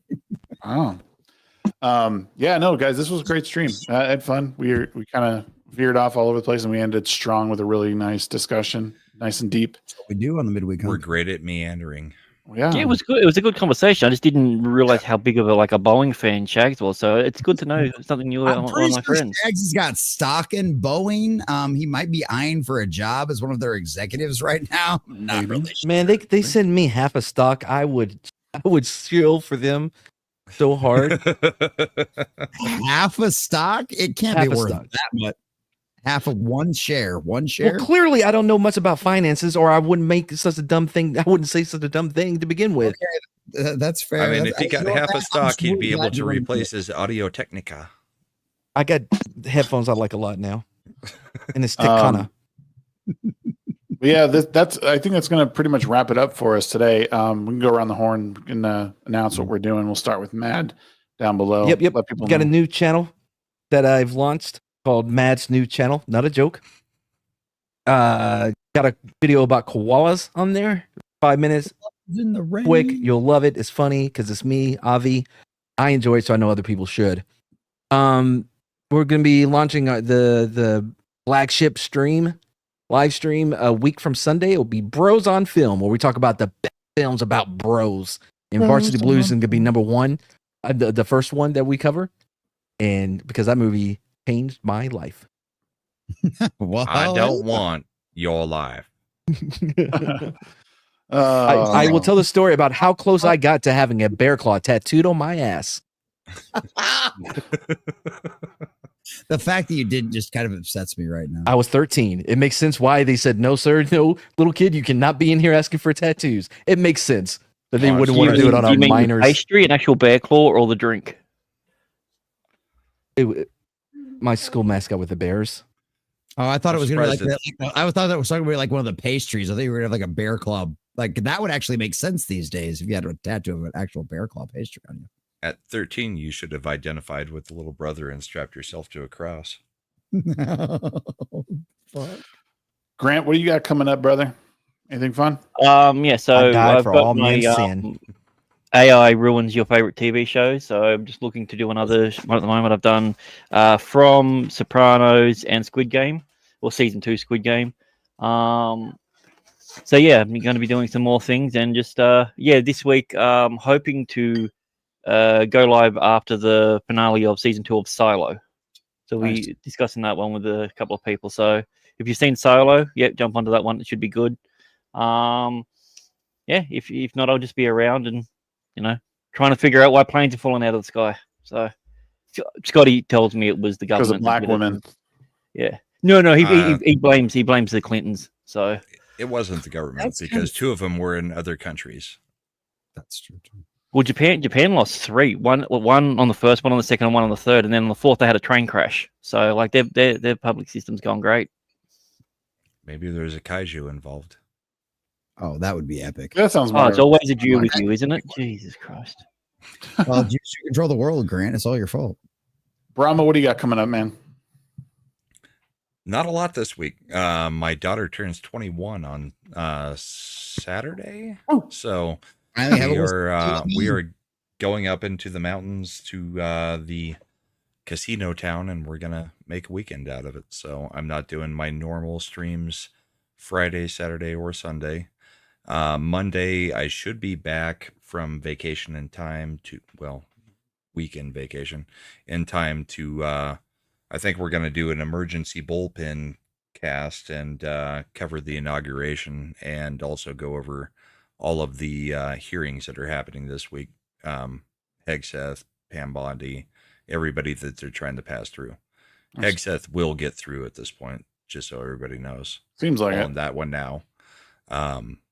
When Joni Ernst came out and said that she's on board, it's over. So Hegseth is in, and Pam Bondi was pretty good today. So come check out the bullpen probably Monday evening before Comics Division stream. I think he may come and do a guest spot on there. So, but all of my other streams, dead for family this weekend. We're gonna go celebrate my daughter turning 21. Nice. Oh yeah. All right, Jesse. Try not to yell this too much, but what do you got going on? Oh, come on now. It's my plug time. I don't yell in there. Bye. No, I'm just kidding. No, yeah, boys and girls, ladies and gentlemen. He doesn't get enough chance to talk during the stream. No, God, I mean, there's a reason why I stream for like 4 hours a day, like Monday through Friday. It's one of the like don't like I've had people ask me at church about what do you do for a living? I'm like, well, sit down, hold on, let me tell you about something for a second. But no, boys and girls, I am Jesse with the Common Nerd. I bring you pop culture and all things nerdy through a common sense lens. I also bring you extremely angry and passionate rants. Passionate, I think, is probably the better word than angry. I'm just very passionate about what I do. I'm a fan of fans, and we love all that kind of stuff. So come check out my YouTube channel. We got nuked already once for calling out a Hollywood director. Hopefully that doesn't happen again. So come subscribe to the new YouTube channel if you haven't already. We just crossed 1,500 last weekend. We're on our way to 1,600, trying to get back to that 4K that we had before. This is my full-time job. I've got my wife's birthday was today. Well, I guess technically yesterday. But then by all means, come subscribe to my channel. Come become a member. Help me pay for my wife to have something nice for her birthday this weekend. All of those kind of fun things. I will be live tomorrow morning at 11 a.m. For the morning prep. I do that Monday through Friday. Fridays are $5 Fridays where you guys can come in and keep me in the chair for as long as you want. Our record is 3 a.m. We never broke that yet. Thursday nights, my dear sweet friend Sunker Maiden and I review things. We review television shows, we remove movies. We just got done doing Creature Commandos this Thursday night, tonight, depending on wherever you're at. We are going to be doing a nice little palate cleanser because we just did all of the Creature Commandos, which was absolute shit. Even though I wanted it to be good, We're gonna do we're gonna do Dead and Loving It, which is a Mel Brooks spoof on Dracula. So join us tomorrow night at 8 p.m. Central Standard Time over there on my Common Nerds channel. You guys be able to come over there and check that out. Friday night, I've got Comic Shop Talk with 32 Flavors of Nick Weiser. Saturday, I normally do a gaming stream unless there's a vet stalking going on, which sometimes that happens as well. But a lot of time I do gaming streams. I've been doing a lot of Cyberpunk lately, but if I can find a crew, I'll get back into Marvel Rivals. Sunday at 2 p.m., we do the Bible study. We're currently going through the book of Job. We will be finishing the last 4 or 5. I think it's the last 4 books of Job on Friday. Either way, we're finishing Job. Don't spoil it. I haven't read it yet. I know, right? Of course, the Jew hadn't read Job yet. So come join us on Sundays at 2 p.m. for Job. It's going to be a great conclusion. It's a wonderful book. There's a lot of great life lessons to be learned from it.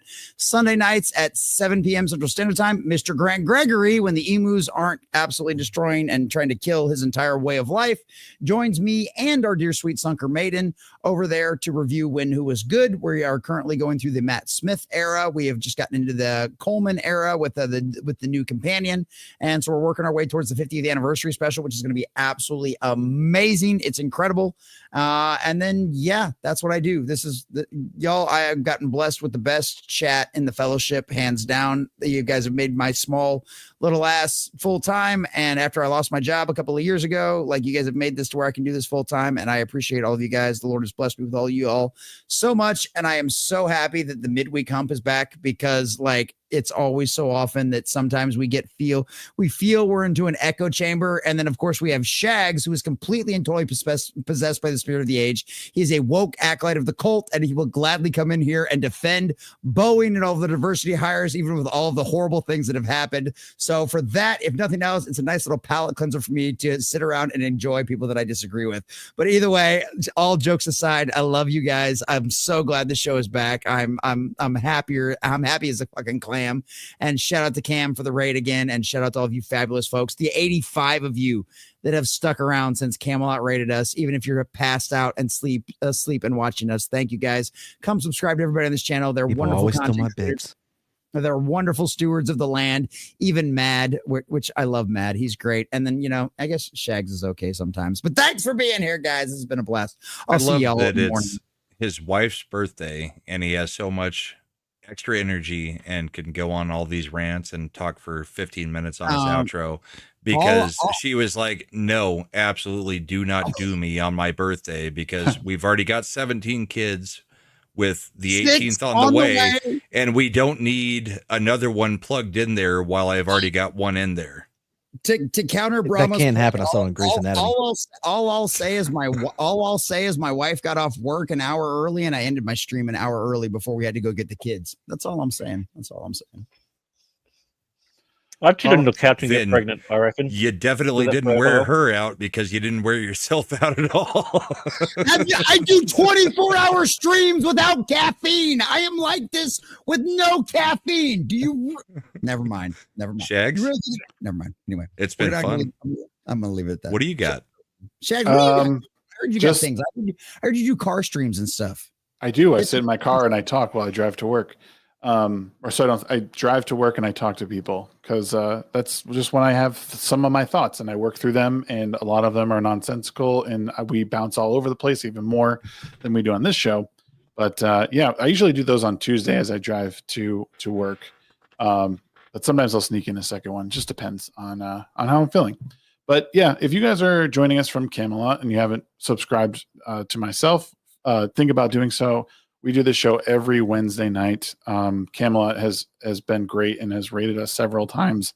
So I really thank you again, friend, for doing that. And I thank everyone for hanging out and listening to us argue over DEI and other bullshit. I do game streams over on Twitch. I've been playing a lot of Path of Exile 2. It's pretty much the only thing I've been playing recently.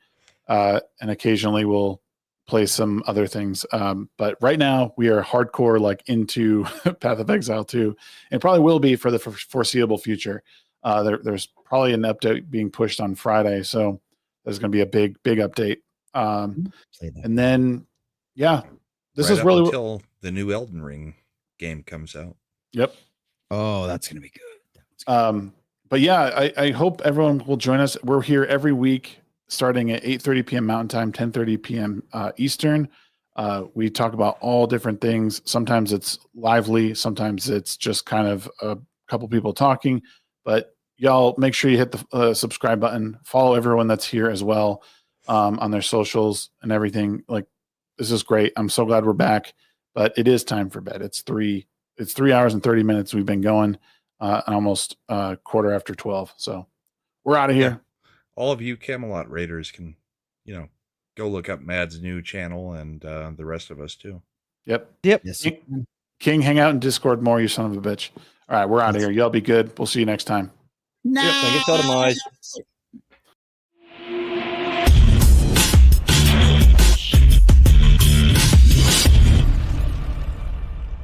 I like to put stuff online.